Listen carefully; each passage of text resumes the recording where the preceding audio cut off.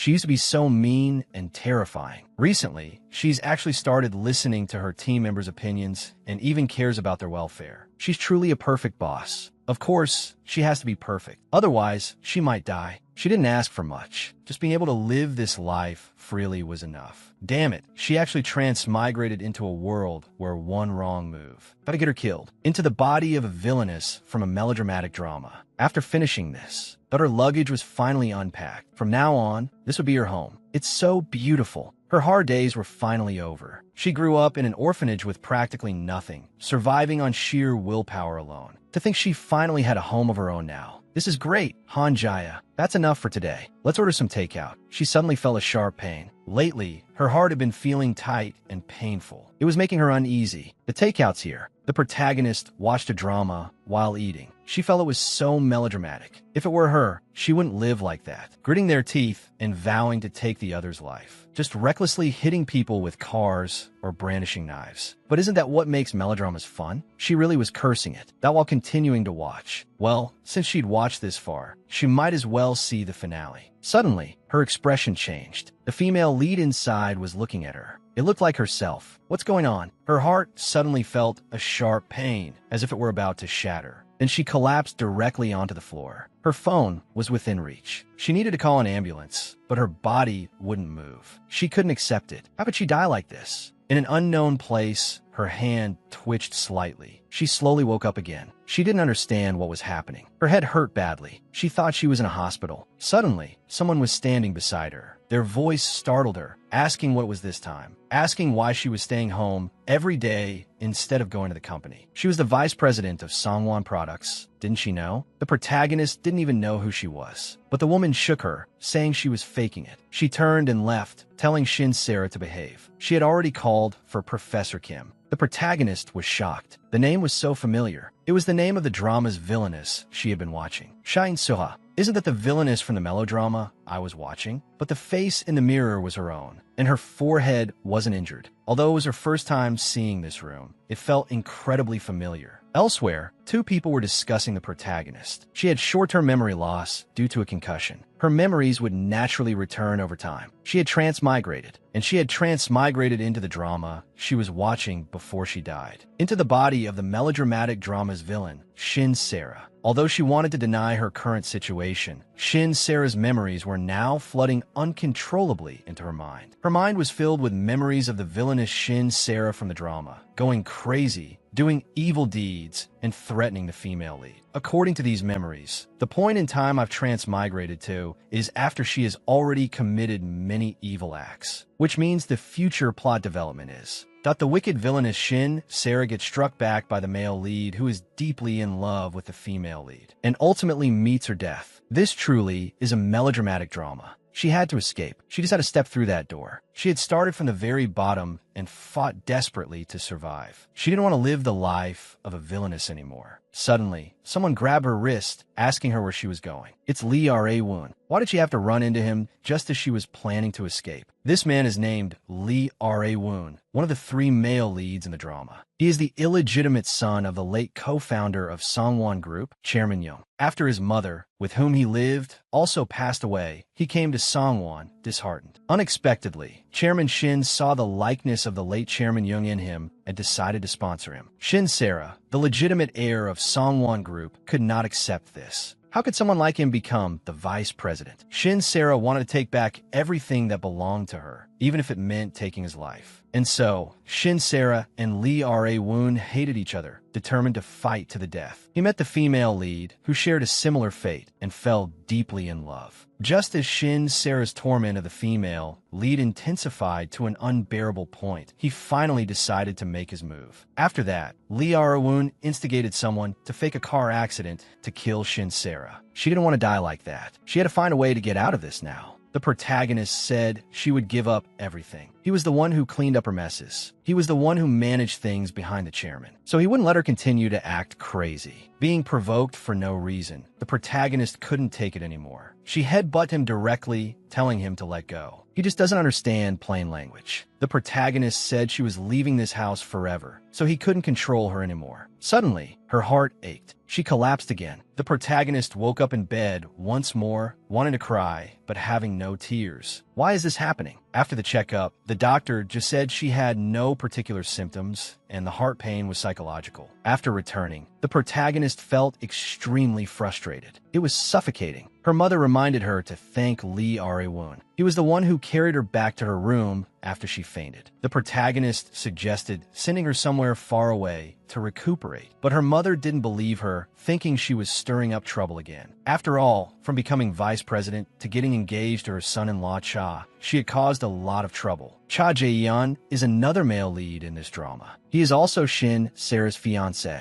With his handsome looks, outstanding abilities, and upright character, he is an impeccable person. But he doesn't like the protagonist. He said their relationship was just a partnership. He avoided all contact outside of public settings. He was just a fiancé in name only. To Shin Sera, he was someone who only agreed to the engagement because he had his eyes on Sungwon Group, a fiancé who could be casually ignored and insulted. She wasn't into that, so she planned to message him directly and make a clean break. Besides, the reason for her heart pain was probably because she was defying fate. She didn't know what to do. Cha Ji-yeon replied, saying they should meet and talk. Even for a melodramatic drama, shouldn't you be able to break up via text? The next day, the protagonist went to the meeting. It was something that could be discussed in 10 minutes. Why insist on meeting in a place like this? The protagonist couldn't understand the minds of the rich. As the protagonist looked around, she saw him right in front of her. He told her to sit wherever she liked. No need to be formal. The protagonist felt so weary. In the drama, if only Shin Sera hadn't loved him, she wouldn't have ended up in such a miserable state. Cha Ji-yeon got engaged to Shin Sera for personal gain. From the moment he realized he had real feelings for the drama's female lead, Shin Sera's life began to deteriorate rapidly. After Cha Ji-yeon broke off the engagement, Shin Sera was quickly embroiled in Sungwon Group's corruption case. Falsely accused of various crimes, she became an economic criminal. She lost what she had always craved, Sungwon Group and the man she deeply loved. Her life instantly collapsed, leaving her with nothing. If she wanted to continue living as Shin Sera, she had to cut ties with him cleanly. The protagonist thought of a reason for the breakup and finally said that she just wanted to. Cha Ji-yeon was a bit speechless. Back then, she had begged him, humbling herself just to marry him, and now she wanted to break it off. Marriage is not a game. It can't be easily dissolved or ended on her whim. The protagonist asked why not. It was a business deal, but there was no prenuptial agreement. Nothing had happened between them. Besides, she didn't like him that much anymore. The protagonist used reverse psychology, asking if he had developed feelings for her. Anyone who didn't know better would think that he was the one who didn't want to break the engagement, but he thought she was just testing him. He didn't agree to break it off, nor would he acknowledge her as his wife. Then he said he had a meeting and told her to leave, saying he wouldn't see her out. The protagonist was a little angry. She wanted to break the engagement. It wasn't a test at all. He just wouldn't listen to what she was saying. The protagonist was angrily kicked out, cursing him to go bald in her mind. She wondered what on earth Shin Sera liked about him. Besides being handsome, he had no other good qualities. Although she had transmigrated into an irredeemably evil woman, if she kept doing good deeds, maybe her life would be different. Suddenly, a car came straight at her, stopping very close. The protagonist thought he was a lunatic. She told the person inside to get out. He almost hit someone and didn't even get out to apologize. The driver rolled down the window and said, "What's wrong? Even if I almost hit you,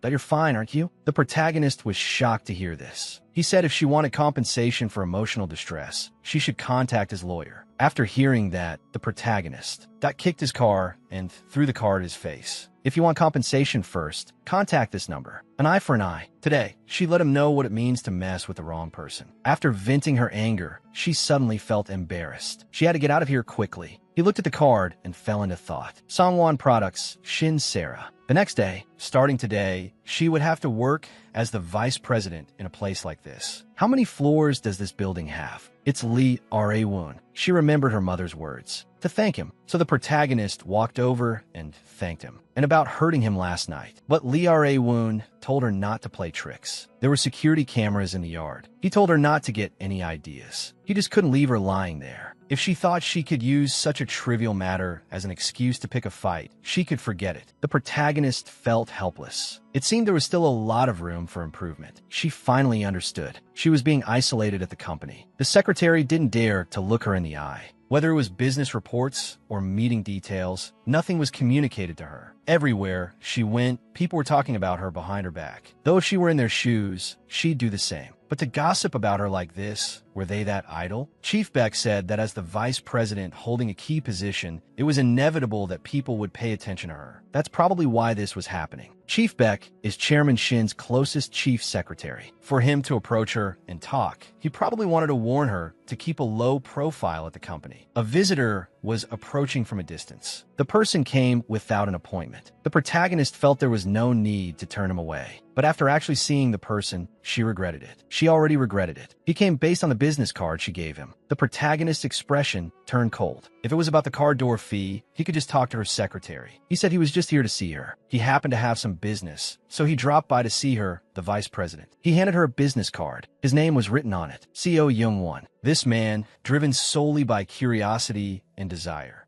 kidnapped, imprisoned, and tortured Shin Sarah, a crazy psycho scumbag, simply impossible to get along with. According to the original plot, they were supposed to meet much later at her engagement party. Now she had messed up and met him early. The protagonist wanted to drive him away, but he dangled the dash cam in his hand, threatening her. Her actions had all been recorded here. Her reputation wasn't good. Commonly known as Songwon Group's little delinquent, Shin Sarah. He could add fuel to the fire and make her reputation even worse. The protagonist was furious after hearing this. She thought this was the right thing to do. Let others see that he almost hit someone on the main road. The protagonist tried to snatch the device, but he had anticipated it. He said he was just saying hello and then left happily, leaving the protagonist roaring in anger. A colleague nearby saw her, so she had to compose herself. At that moment, she received a message on her phone. It was a concerned message from Lee Seon-kyung. They arranged to meet at a certain place. Lee Seon-kyung walked over and greeted her. The protagonist thought she was so cute. Lee Seon-kyung was kind, cute, gentle, and charming. She was the female lead who embodied all good qualities and was loved by everyone around her. Shin Sarah, jealous of her, developed murderous intent and clashed with the male leads, ultimately leading to her death. She wasn't a bad person at heart. She cared for her in every way. The two were sitting in a restaurant when they ran into acquaintances, but the protagonist didn't know them. They wanted to sit with Lee Seon-kyung. The protagonist said nothing. The atmosphere was clearly off. They must be her rivals. She thought Seon-kyung would refuse. Who knew she would actually agree? She even wanted to sit next to Sarah? The protagonist felt like she was going to cough up blood. The reason she was still sitting there was to see what the situation was like. But it was really so awkward. As they chatted, the topic shifted to her. They said Sarah was more charming. The three said with some surprise, "It looks like you two have reconciled." She said it was all a misunderstanding before, and that she had amnesia. They didn't like the protagonist. Seon-kyung was still defending her, saying she actually envied the protagonist's confidence. She praised the protagonist for being really beautiful. The group was about to part ways. Seon-kyung reminded her not to forget about the launch party for the ROM group's duty-free shop. The group left, still discussing their fear that the protagonist would bully Seon-kyung. Her memories were too fragmented. Shin Sarah's memories from the drama weren't continuous. So it was only after hearing the conversation between Seon-kyung and her friends that she remembered the specifics. At the party, the protagonist threw a huge tantrum at Seon-kyung. She had badmouthed her to Ji-yeon. Seon-kyung said she just wanted to ask how she and Ji-yeon were doing lately. The protagonist grabbed a knife and was about to hurt her. Luckily, the security team stopped her then. Otherwise, it would have been a disaster. She should have apologized as soon as they met. But she was afraid it would be like with Lee Ra-won. She couldn't accept it. No wonder she was so cold to her. When they first met, she thought they could get along well. She really didn't get it. Why was no one nice to her after she transmigrated? A few days later, she never thought she would wear this kind of dress. But Cha Jae-yeon didn't even answer his phone. He said he'd pick her up, but ended up just sending a car. What a troublesome guy. The protagonist asked him why he wasn't taking the car. He didn't answer. As soon as they entered the party, he left the protagonist aside and walked away. The protagonist hid in a corner, planning to leave after an hour. She thought no one would notice her, but she was wrong. Seo Young-won came over to talk to her. He got close to her, saying he just saw that she looked hungry and was going to ask her to eat with him. While the two were arguing, Lee Seon-kyung came over and greeted her. Seeing how close they looked, she asked if they knew each other. The protagonist said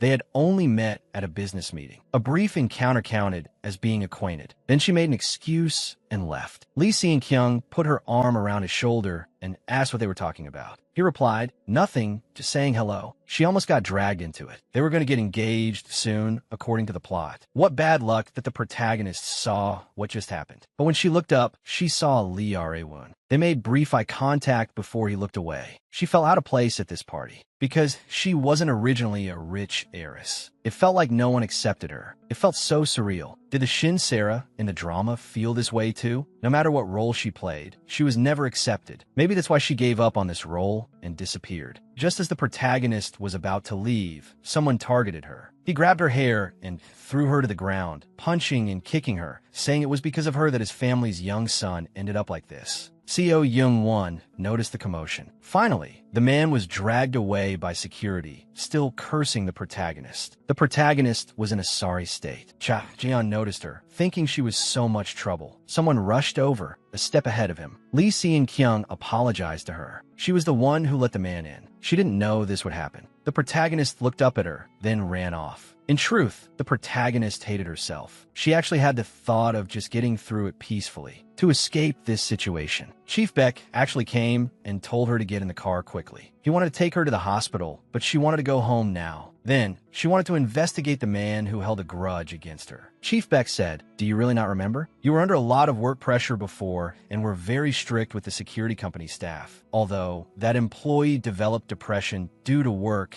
even attempted suicide, and is currently hospitalized, it was not ruled a work-related injury." The protagonist understood the whole story. She said, "Find a compensation plan. Also, if there are other similar issues, I want to compensate them in the same way." She really didn't remember any of it. This place was still the same as when she was Hanjaya. That reality, like a gutter. She had to change it. After returning, the protagonist transferred someone. He didn't understand why. The protagonist said the reason was written on it. That position was more suitable for him. The chairman had already approved it. He started apologizing to her for his previous disrespectful behavior. She knew it was that recording. It was full of slander against her. This wasn't just anywhere. They were actually gossiping about her in the company lounge. Company life is so interesting. And if he didn't want to be transferred, there was only one way. That is, all business must pass through her. It was enough for her to be involved in many matters. She needed to reorganize now. Most of the executives at Sangwon Products were on Lee Rae-woon's side. How could she possibly get anything done? It's not easy. Her head was about to explode. This was on a completely different level from her previous job. And there was one more thing to solve. That was Lee Seon-kyung. The launch party was hosted by Rom, so Lee Seon-kyung was also in charge of managing the attendees. She said it wasn't intentional, so she couldn't be held responsible. The villainess was set up by the female lead. Just like in a drama, she actually experienced it firsthand. That kind of petty revenge from the drama. If she had known, she would have pulled herself together. From a distance, he looked at the injuries on her body, frowning slightly. At the venue, he had also noticed the commotion over there. After walking over, he found the protagonist collapsed on the ground, and her fiancé was on the side. He was just watching from the side. Can't even take care of his own fiancé. What a useless guy. He wanted to go over and help, but he stopped. If he went, the two of them would just end up fighting. But seeing the protagonist sitting vulnerably on the floor, he instructed Chief Beck to drive the car over to the venue and wait. Even now, but he didn't dare to get close. The protagonist noticed him standing there and asked if he wanted coffee too. The protagonist thought about it and decided against it, lest he think she was trying to poison him. Suddenly, he called out to her, asking if she was okay. The protagonist was a little surprised. She flusteredly said she was fine and turned to leave. Finally, she was back at her room. The protagonist couldn't believe it. Why was he like that? His sudden concern made her want to cry. And over here, her answer to him was that she was completely fine. Lee Rae-woon fell into thought. The next day at the meeting, the protagonist looked at the documents. The disintermediation statement, which they wanted to resolve in a few years, was due to issues like short-term profits and conflicts of interest with clients. The meeting ended. Chief Beck said beside her that her reputation within the company had improved significantly these past few days. And even the chairman had asked about her situation. Chairman Shin. To be honest, she had no particular feelings for Chairman Shin. Although he was her father in this setting, he often ignored her, and he rarely left his private space. so even she would wonder if they were living under the same roof. It seems she hadn't completely fallen out of favor. Lee Ra-woon had also shown concern for her. After hearing this, Chief Beck said that at the venue, it was Lee Ra-woon who had arranged for him to pick her up. The protagonist thought, no wonder his arrival was so timely. So that's how it was. Although she didn't know why he did it. He had spoken so harshly to her before. She really couldn't figure him out, but it wasn't important to her. She really didn't want to work. She planned to eat first, passing by a place that someone called out to her. He said he was a shaman, the kind that corporate bosses would seek out. A shaman. He said that in the time they hadn't met, her soul and aura had changed. Her life was unpredictable. The protagonist felt it was strange. What was he talking about? To her, eating was the most important thing right now. In the evening, the protagonist came home from work and saw Lee Ra-woon collapsed on the floor. But the housekeeper should have already left for the day. The protagonist put him back in bed. She even made him porridge, telling him to eat some before taking his medicine. She also contacted Professor Kim. He had just fainted from overwork. Some medicine would be enough. He asked if she knew how to cook. The protagonist quickly explained that she had looked up a tutorial online. On the side, she thought to herself, after all, it's normal for a rich young lady not to know how to cook. After leaving, she felt that the way he ate was so cute. She couldn't help but watch for a long time. It's time to go back to sleep. The next day, her mother told her to attend a party. It was a VIP-only party. She really didn't want to go. Lee Ra-woon was on a business trip and couldn't go, so she had to. Actually, this was also a good opportunity to build her image. The protagonist decided to go after all. He probably had other plans. Thank you for being willing to cooperate with her, Cha Ji-yeon. But this time, the protagonist wouldn't let him abandon her like last time. They were already over. Even if he entered as her male companion, it didn't mean anything. Meeting the director, they exchanged polite pleasantries. The socializing was very appropriate. Cha Ji-yeon felt it was a bit strange. This wasn't something she was good at. A person hesitantly came over to greet her. It was one of the people from the cafe, and she seemed to be the quietest one. She didn't have her contact information. They had a gathering on Saturday and wanted to invite the protagonist. It was a regular gathering for the rich young ladies. She seemed a bit easier to talk to. The protagonist felt she definitely had no ill intentions. At this party, she could feel that everyone's opinion of her was changing bit by bit. Before, everyone's evaluation of Shin Sarah was Songwon Group's shameful little delinquent and the crazy woman abandoned by her own fiancé. But now, attending the event on Cha Ji-yeon's arm, openly nodding and smiling at everyone. Those who saw this scene would think those were just rumors about her. Seeing is indeed believing. Instead of clarifying rumors, it's better to just show everyone directly. At this moment, Lee Si-kyung came over, asking if she was okay. Lee Si-kyung was at it again. On the surface, she was concerned, but in reality, she was being passive-aggressive and making insinuations about her. But the protagonist smiled and said to her, I'm talking to Ji-yeon about something important right now, so please excuse us. Also, I'm not mad at you. Have fun. Turning her head, the protagonist felt speechless. Was she just used to talking like this? Cha Ji-yeon asked if she was her friend. The protagonist reassured him that what happened before wouldn't affect his image. Actually, he saw it that day, when the protagonist fell, Lee Si-kyung happily running over. If he didn't see it wrong at that time, she must have offended a strange woman. The protagonist thought he was interested in Lee Si-kyung and even wanted to introduce them. After all, their relationship developed well in the plot. The second floor was beautiful. The protagonist was grateful for him being by her side. Cha Ji-yeon noticed the injuries on her body. When she stood up, he quickly averted his gaze. As the two were going down the stairs, someone slipped and was about to bump into her. Fortunately, Cha Ji-yeon stepped forward and protected her. The protagonist was almost scared to death. He could clearly protect her like this, yet at the wrong party, he just left her and walked away. But the female lead still thanked him. That evening, she asked him to have dinner together to continue their unfinished conversation. The topic was about breaking off the engagement. The female lead planned to get straight to the point. If he agreed to break off the engagement, he could get what he wanted so badly that he was willing to marry her. To be honest, he had a very urgent reason that forced him to marry a crazy woman like her. The Gumjuk group he led, no matter how powerful, was ultimately a company that started with private lending. Its foundation was not stable. A marriage alliance with a company like their Songwon, which had a solid foundation, became crucial. Cha Jun, who always sought stability and was calm and composed,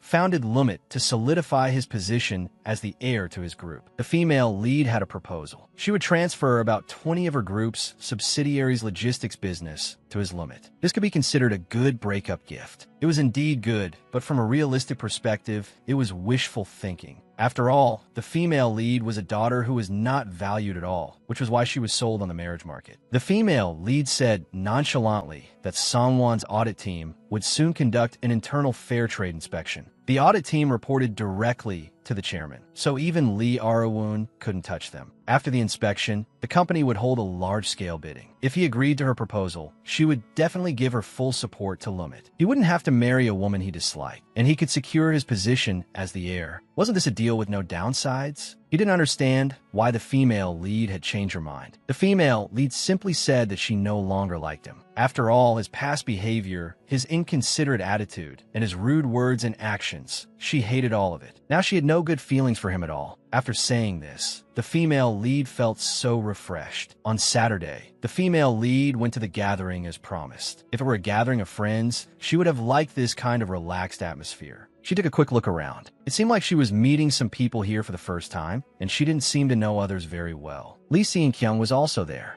After knowing who Lee Seon-kyung was, she could finally read her expression. She was wondering why the female lead was here and wanted to know who had told her to come. Seeing the girl's predicament, the female lead said she found out on her own. The female lead told her not to be like that anymore. Things at the company had mostly stabilized. The cases that were delayed due to her partial amnesia had also been resolved. The female lead mentioned her amnesia and how Lee Arawoon and Chief Ji had helped. Lee Seon-kyung chimed in, saying she thought their relationship was bad. After all, the two had argued before. That time, the female lead even took a knife and tried to stab her. Then she pretended she didn't bring it up intentionally. It seemed the female lead had reconciled with them. She reconciles more easily with boys. Hearing this, the female lead gave a cold smile. When Lee Seon-kyung saw it, her eyes widened in surprise. She said with a smile, "It's precisely because we have a good relationship that we argue in public." She brought this up, saying her relationship with them was very good. Someone nearby commented admiringly, "I didn't expect their relationship to be that good." Actually, the female lead roughly understood. The conversation had always been led by her.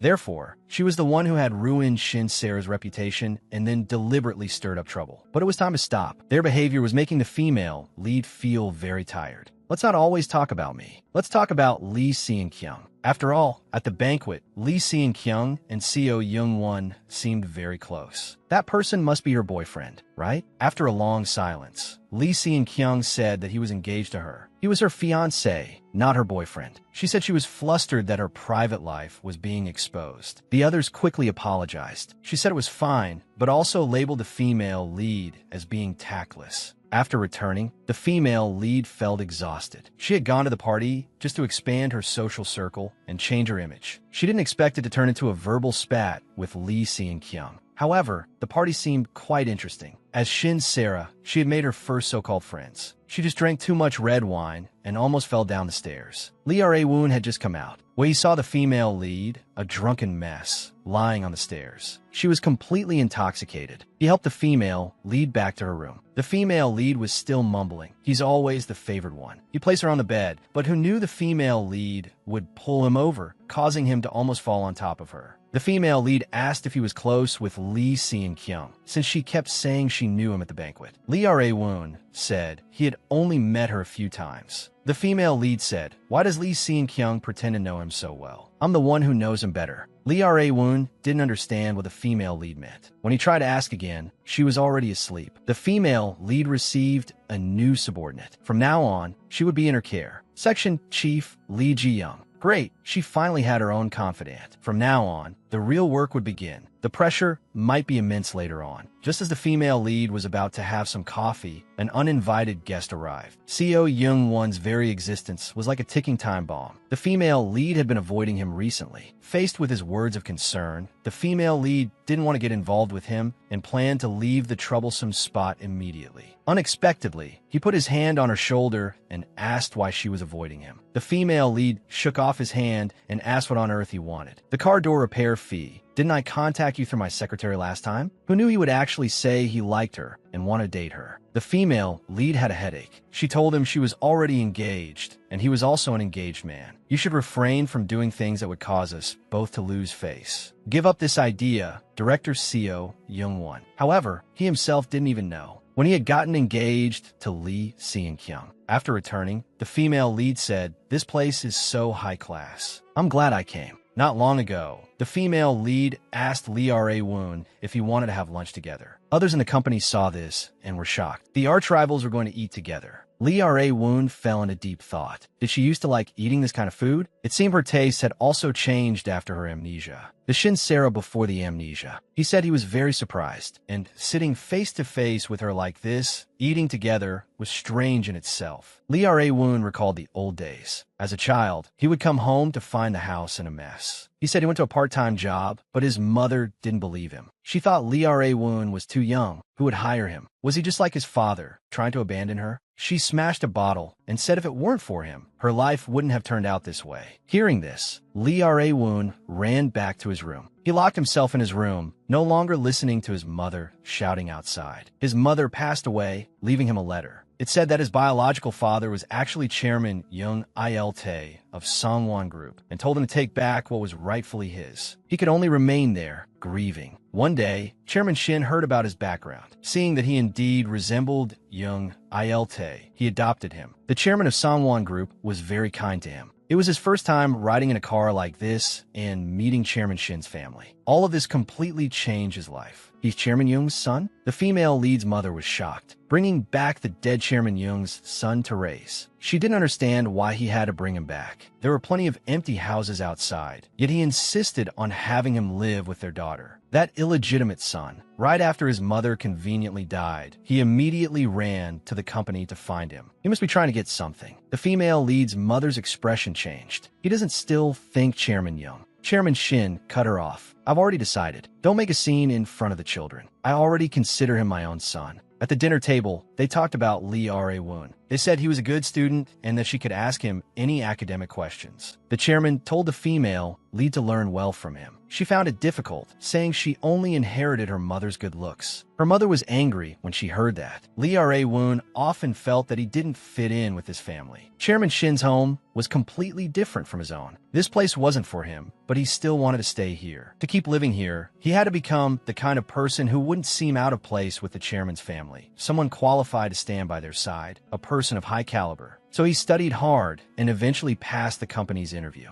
Without Chairman Shin's knowledge, he managed to enter the company on his own merit. This made Chairman Shin very happy, and he deeply acknowledged his abilities. His efforts were recognized, just when he thought he could finally fit into that family. Shin Sera walked up to him and said, "Who do you think you are?" However, Chairman Shin's daughter didn't like him. He was injured by something Shin Sera threw. Shin Sera was still saying that she would take back everything that belonged to her. Lee Ra-woon went over to stop her. He said that doing this would do her no good, but she punched him away. She wanted to drive him out. Her mother saw everything that happened here. She ordered the servants to clean up. She turned her head with a smile and asked him if he was okay. This surprised Lee Ra-woon. Chairman Shin's wife didn't like him either. His management report was progressing well, and he could enter the management level. But then he said his daughter was also interested in management. He felt as if his hand was still stinging. He felt that Chairman Shin's home was nice, but there was no place for him there. The flashback ends. Shin Sera sat in front of him, asking why he wasn't eating. He said he wasn't eating. She said it's quite nice to eat out. If you sit in the office for too long, you have to be mindful of what others think. His expression darkened. He asked, "When have you ever cared about what others think?" The female lead smiled and said she had spoken out of turn, then suggested they leave. The female lead only ate with him to probe his situation. Although he was still a bit wary of her, at least they could eat together. Even though she felt a little sorry for Lee Ra-woon, now seemed like a good time to stir things up. The female lead got the information she wanted. It was all thanks to the section chief's hard work. She could entrust future matters to her. The reason Lee Ra-woon worked desperately even when he was sick. Sangwon Group's audit team's fair trade inspection. So now, based on this, let's officially take action. A few days later, whenever things go too smoothly, new trouble appears. Regarding the introduction of new AI modeling technology in the entire transaction process, I have a proposal. Currently, the kickback rate at Sangwon products, that is determined by the person in charge. But if we adopt AI, hybrid modeling technology, etc., this left the female lead speechless. Could he please not stare at her while talking? After the flashback, she planned to leave quickly. His gaze was almost boring a hole through her face. But he called out to the female lead directly, wanting to talk to her alone. He was now the person in charge of the Sangwon Products project, telling her not to avoid him. The female lead told him to cut the crap. He said he wanted to date her. The female lead rejected him outright. So Seo Young-won changed his tune, using the excuse of her recently cleaning up messes and his car door repair fee to ask her to talk with him after work. Walking on the street, the female lead thought about Seo Young-won. That damn guy. Work was already so busy, and now she had to deal with his nonsense. He bought a new car and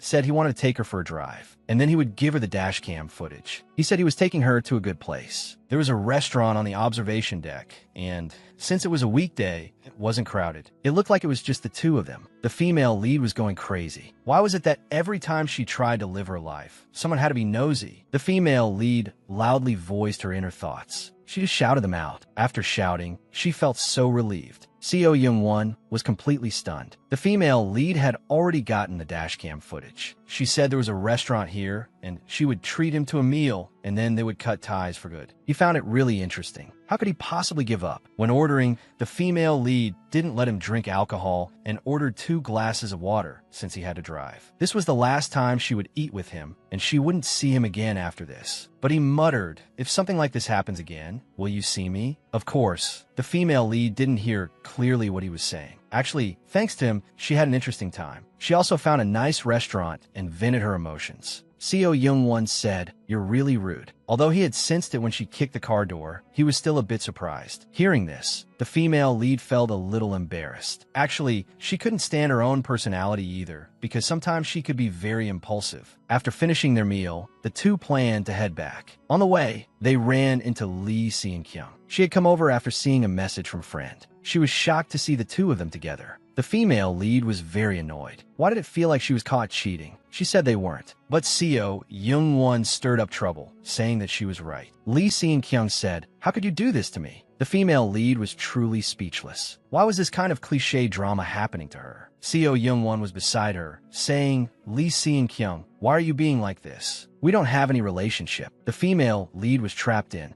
a crazy situation between a madman and a madwoman. She'd better just go home. She said a word to them and then left. Seeing that Seo Young-won also wanted to leave, Lee Seon-kyung grabbed his hand. She asked him where he was going. Seo Young-won shook off her hand, saying they would talk next time. The female lead quickly pressed the elevator button, thinking she had to get away from them. Just as the elevator was about to close, he walked in. The female lead was surprised to see him. She said, "Why don't you explain it properly? Aren't you two engaged? How about I go and explain it clearly?" He moved closer to the female lead. He said there was nothing to explain. "Don't be like this." The female lead thought this person was truly crazy. She didn't want to be with this psycho for even a second, so she pushed him away and left. She accidentally got her foot stuck and fell. He was holding her high heel. He asked if she was okay. The female lead told him not to come closer and hurriedly fled. She ran outside. The vice president had sent someone to pick her up. The female lead said, "Let's go quickly." Once she finally got in the car, she saw a message from him that said, "See you at the company tomorrow." It made her so angry she threw her phone. Seo Young-won just stared silently at his phone. The next day, the female lead woke up and felt a sharp pain in her foot. She slowly went out, planning to go to the hospital to get it checked. She accidentally almost fell. Luckily, Lee Ra-woon caught her. After seeing him, the female lead grabbed his wrist and said she needed to go to the hospital. At the hospital, after the checkup, the doctor said her foot was fine and just needed rest. She suggested they go out to eat together. Lee Ra-woon didn't refuse her and came along. The female lead wanted to eat some snacks without having to go home and face her mother's displeasure. Lee Ra-woon felt the female lead had changed a lot. Getting along with her was much more comfortable than before. She was like a completely different person from before. That's why he couldn't refuse her. Suddenly, the elevator made a clunking sound and stopped moving. She felt so unlucky. Why did the elevator have to break down just when she got on? So she contacted the management office. She was lamenting that anything could happen when she turned to look at Lee Ra-woon. His expression was very wrong. This reminded him of something from the past. The sound of glass shattering came from the rooftop. The female lead immediately hugged him, telling him to lower his head. Seeing no reaction from him, she thought he was scared and then hugged him tightly. She told him not to be afraid. The elevator doors opened. The female lead told him to get out with her. After getting out, the female lead noticed he was terrified. Even his hands were shaking. He felt the female lead take his hand and blushed slightly. The female lead thought his condition wasn't right, so it was better to just go home. They could sit in the car for a while to calm down.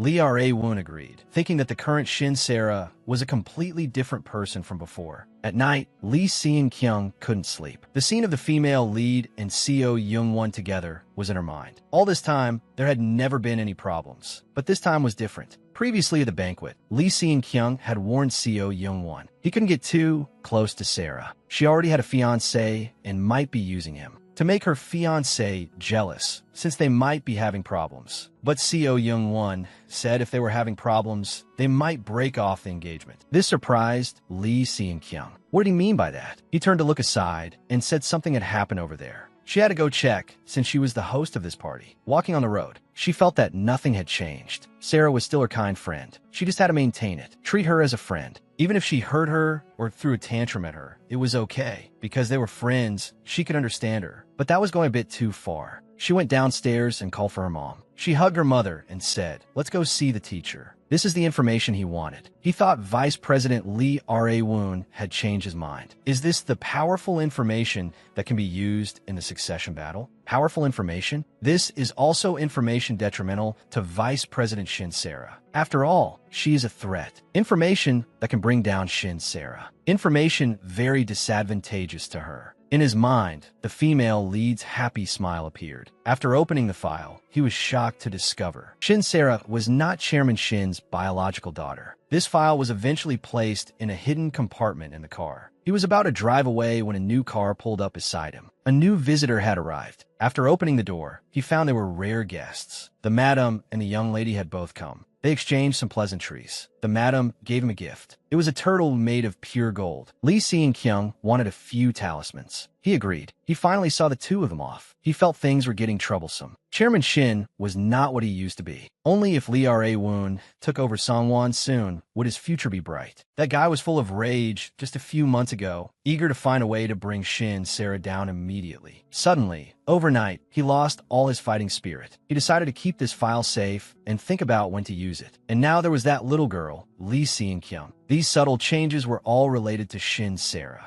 And the feeling that her aura had changed was no longer just his baseless speculation. But so what? Nothing will change. After the follow-up check, the doctor advised her not to wear high heels for long periods. With some time on her hands, the female lead was just about to get a coffee when she ran into Lee Si-kyung. She didn't expect to run into her at the hospital. The female lead felt the atmosphere was very awkward and wanted to end it quickly. The female lead began to apologize to her, explaining her previous meeting with Seo Young-won and telling her not to misunderstand. The female lead had already blocked him. As for work-related matters, she had delegated them to her secretary. She didn't need to worry. Suddenly, Lee Si-kyung interrupted her, saying this was not like her at all. It was as if she had become a different person. Lee Si-kyung roughly understood what the female lead meant. She said their relationship was very good, but the female lead didn't see it that way. Instead, she thought Seo Young-won was like a scumbag. She said Seo Young-won's recent changes were all because of her, which pained her. She hoped the female lead would be careful in the future. After saying these things in a passive-aggressive tone, she was about to leave. Before leaving, she asked if she was happy now. The female lead said it was hard to say. She had been coming to the hospital a lot recently and encountered many frustrating things. It probably couldn't be called happiness. Lee Si-kyung smiled and said, "Is that so?" and then left directly. This made the female lead feel it was very strange. The next day, the female lead felt very nervous. She was going to give a speech on behalf of Songwon, although she was just reading from a script. Previously, a special report on the vice president would be published next week. The female lead had already decided to be featured in a special column on female entrepreneurial leadership. If she received a good evaluation from the public, then the people inside Songwon could no longer ignore her. Coincidentally, a government agency held a related event every year. This year, they wanted to invite the female lead to speak. Vice President Lee Ra-woon also knew about it and approved of her speaking. The female lead had thought he would think she was unworthy of representing the company. Unexpectedly, Jeon also came to the event. He was attending on behalf of the chairman. They hadn't seen each other in a long time. Seeing her nervous about the speech, he felt this wasn't her personality. After all, she had pretended to be weak before just to mock him.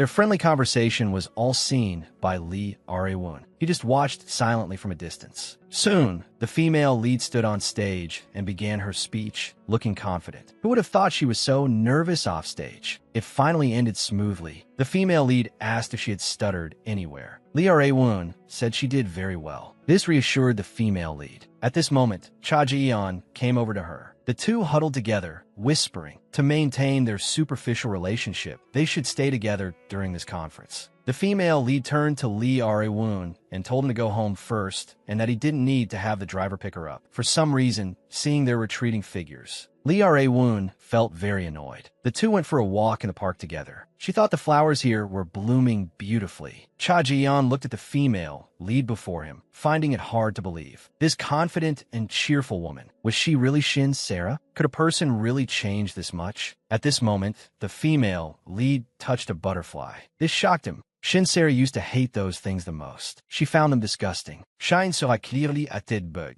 After the walk, she and he made a spontaneous plan to go eat. This time, Cha Ji-yeon offered a treat. Actually, he had a reason. He felt the Shin Sarah before him was a completely different person. At first, he just thought that perhaps her state of mind had changed, which was why her attitude was different, leading to a change in personality. But so many things about her had changed, and he had clearly heard that her reputation had hit rock bottom and she hadn't achieved anything at work, yet she dared to negotiate with him. This person in front of him, was she really Shin Sarah? A long time ago, the chairman asked him to form a marriage alliance. He agreed. That was his first meeting with Shin Sarah. Chairman Shin's daughter, Shin Sarah of Songwon Group. His first impression of her was that compared to her glamorous appearance, she looked somewhat melancholic. Although he didn't know why she came, to him, marriage was a business. On the way to drive Shin Sarah home, she asked if they would have a chance to meet again. Shin Sarah really hoped to marry him. The Jumgang Group really hoped to form an alliance with Songwon. At the venue that day, Shin Sarah was very angry and wanted to hit those who were gossiping, but she was stopped by Cha Ji-yeon. The two found a corner to talk. He asked her why she did that, as it would only make her situation more embarrassing. Shin Sarah didn't understand why she had to endure it. For him, who acted according to plan, it was hard to understand Shin Sarah's words and actions. She was willful and domineering, did everything based on emotion, and was very violent. He didn't want to put up with it. He had already lost count of how many times he had dealt with this kind of thing.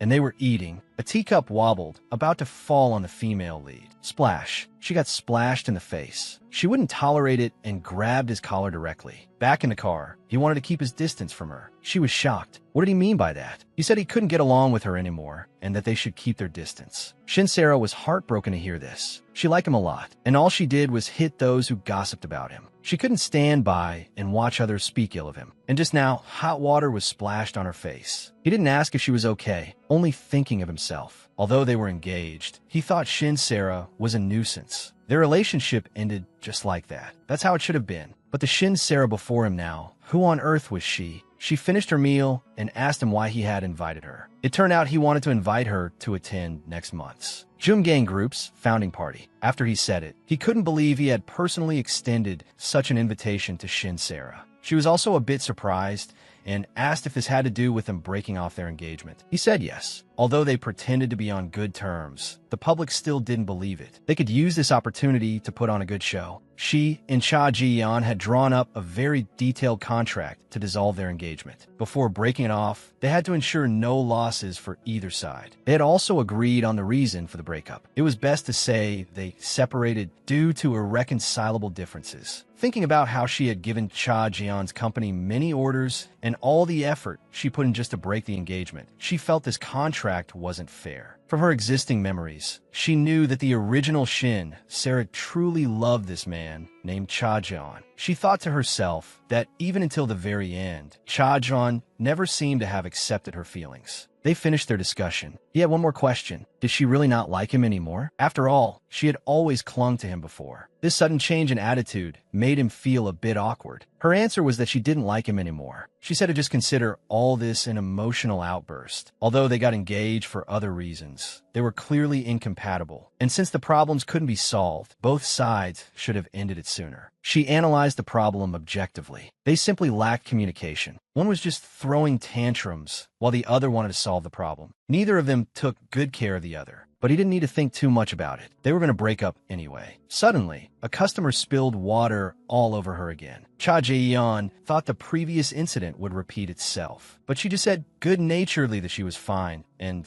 could she just get a new cup of coffee and a wet towel. The employee scurried away in a panic. It seems he was more scared than she was. Seeing Cha Jae-yeon standing there stunned, she thought he was scared too and told him not to worry. Then he asked if she was okay. She couldn't help but laugh. She was grateful for his concern. She hadn't expected him to change his attitude so quickly after she had pointed it out. She said goodbye to him, saying there would be news soon. Because it's related to what you're worried about. It's related to the Lumit bid. Meanwhile, Lee Ae-woon heard a report. The audit team stated they would conduct a careful investigation based on the whistleblowing incident. They said they would absolutely not turn a blind eye. Songwon Construction must be in chaos now. Now, an internal whistleblower has emerged, the audit team. Can't just let this matter go. If she wanted to give Cha Ji-yeon's Limit a push, she first had to take down Ellis, the company Lee Ae-woon supports. Songwon's largest logistics client, Ellis, has been bribing the purchasing team's vice president, executive director, and managing director with cash in exchange for a higher commission rate. And the internal whistleblower was the managing director of Ellis's sales team. He also provided a secret ledger to the audit team and then disappeared. And all of this was arranged by her. This way, Lee Ae-woon, Songwon Construction, and Ellis will all suffer huge costs and losses. However, this wasn't enough, because they would soon find a lead on this. So, to keep them too busy to be distracted, she had to create another big problem. And that was the bidding system getting hacked. I heard the new bidding system had a security problem. An external hacker intrusion caused a virus infection, which also paralyzed the company's intranet. He felt as if someone was targeting Ellis and him, and had meticulously planned all of this. This made him think of Shin Sarah. Could it be her? Did you see the way she was brandishing that knife just now? It seems she's really gone crazy. Lee Se-kyung told outsiders that she was just a little scared. Her friends were all advising Lee Se-kyung not to invite her again next time. Ae-woon came over. Ignoring Lee Se-kyung's attempt to start a conversation, he directly asked where Shin Sarah was. She's over there. A lot of guards are gathered there. She said to her friend, he's the one sponsored by Sarah's family. Lee Ae-woon went over and told Shin Sarah to get up. She didn't understand why he was here. Where was Jae-yeon? How'd he know where she was? He came because he got a call from Madam. The chairman will also find out about this. He added that the chairman won't indulge her anymore. But she retorted, who do you think you are to say such things? Even so, what can you do? Does he enjoy living by watching her parents' expressions so much? But she won't give Songwon to him. Even if it costs him his life, she will take back everything that belongs to her. He was helpless. The final contract payment was made to managing director Lee Chung-hoon. A thorough follow-up investigation was also conducted on him. I didn't expect you to be so meticulous. I'm glad I could help you so much. From an objective point of view, I was trying too hard, to the point of making things difficult. But it was a rare opportunity. Although I had worked very hard, I couldn't get what I wanted. As a result, I not only became increasingly unconfident, but also felt my future was bleak. But it was you who gave me this chance. So I'm very grateful to you, Vice President. That's what made me come to you. Then let's do our best together. Although I'm Shin Sarah now, I had similar experiences when I lived as Han Jia. I wonder how my friends are doing. So, I should stop thinking about other things and focus on the present. The situation is this. After approaching managing director Lee Chung-hoon under the guise of an Ellis competitor, I bribed him. Thought to become an internal whistleblower and induced him to go into hiding. Songwon Construction is now facing not only the disappearance of the whistleblower, but also a hacked bidding system. And this time, the hackers' attack routes were all scrambled. It should be difficult for Lee Ae-woon to discover that I'm a mastermind. If everything goes according to plan, then I can smoothly break my engagement with Cha Ji-yeon, and I won't get entangled with Lee Se-kyung over an affair. Besides, regardless of the process, Lee Ae-woon will eventually inherit Songwon. So there's no need for me to make an enemy of him or make him hate me more. If things wrap up smoothly as planned, I should be able to get my wish and leave here safely. After all, I've perfectly resolved the complicated, ill-fated relationships in Shin Sarah's life, so I won't face that ridiculous, worst-case future. It's just that I still haven't found the cause of the heart attacks. That's what bothers me. So far, are all the various accidents I've experienced related to the unexplained heart attacks? Jae-yeon called. Just as she answered, she met Lee Ae-woon's gaze. She decided to call back later. She asked him if he needed something. His expression became restrained. He was about to say something, but looking at her expression, he decided against it. He didn't ask. Since that was the case, she walked past him and continued her call with Cha Ji-yeon. He looked very hurt. You're talking about the schedule for the founding party, right? The date and location are set. You'll text me the details later. Then I'll see you then. It would be even better if we could have a meal together. When she ran into R.A. Woon at the entrance, she was scared to death. After all, this internal whistleblowing incident must have upset R.A. Woon. She naturally assumed that the first person he would suspect and want to hold accountable would be her. But in the end, he said nothing. Compared to the R.A. Woon she first met, he had become much gentler now. Once things are more or less settled, she will really compensate him well. A few days later, the press conference was held successfully. The event was a complete success. She introduced herself to him. He was Jae-yeon's maternal uncle. The two maintained superficial pleasantries. Dealing with this kind of occasion really takes a lot of energy. She already felt exhausted. Cha Ji-yeon watched from the side. He felt she was quite perfect, and one would never imagine that she used to be known as the little delinquent of Songwon Group. Especially after my uncle saw you in person, he'll surely think most of those rumors were unfounded. That's exactly the effect I wanted. By the way, have you heard the news about Songwon Construction? The public bidding is now basically a done deal. And I'm also preparing to formally give Limit a push. Who would have thought that the internal whistleblowing incident at Songwon Construction was single-handedly planned by me? And I'm very confident they have no evidence. Look forward to her gift, Jiyeon. Perhaps from a moment she proposed Limit winning the bid as a condition, she already had a plan. Shin Sarah was both emotional and impatient. It was impossible for her to spend months devising and executing a plan. So who exactly was this Shin Sarah before him? Methodical and good at socializing. And a Shin Sarah who could make rational judgments. How should he treat this Shin Sarah? After the internal whistleblowing incident, the investigation seems to be more intense. They're still searching for managing director Lee Chung-hoon's whereabouts, but they haven't found anything. Since so much time has passed and their pursuit is still fruitless, I'm safe. All that effort wasn't for nothing. Although I proposed very unfavorable conditions to break the engagement, if I hadn't gone to this extent, Chavan and Jum Gang would never have given up on it. Even though Lee R.A. is now too sensitive to even talk to. What's going on? Why is it this number again? This number has already called her 6 times today alone. After hanging up, she discovered this was the code of the initial contact, obtained when the bidding system was hacked, and the person even called her dear and told her to answer. On the other end of the line was a familiar person. It was Seo Young-won. He had something on her. He wanted to meet her tonight. Otherwise, he would send his stuff to Vice President Lee R.A.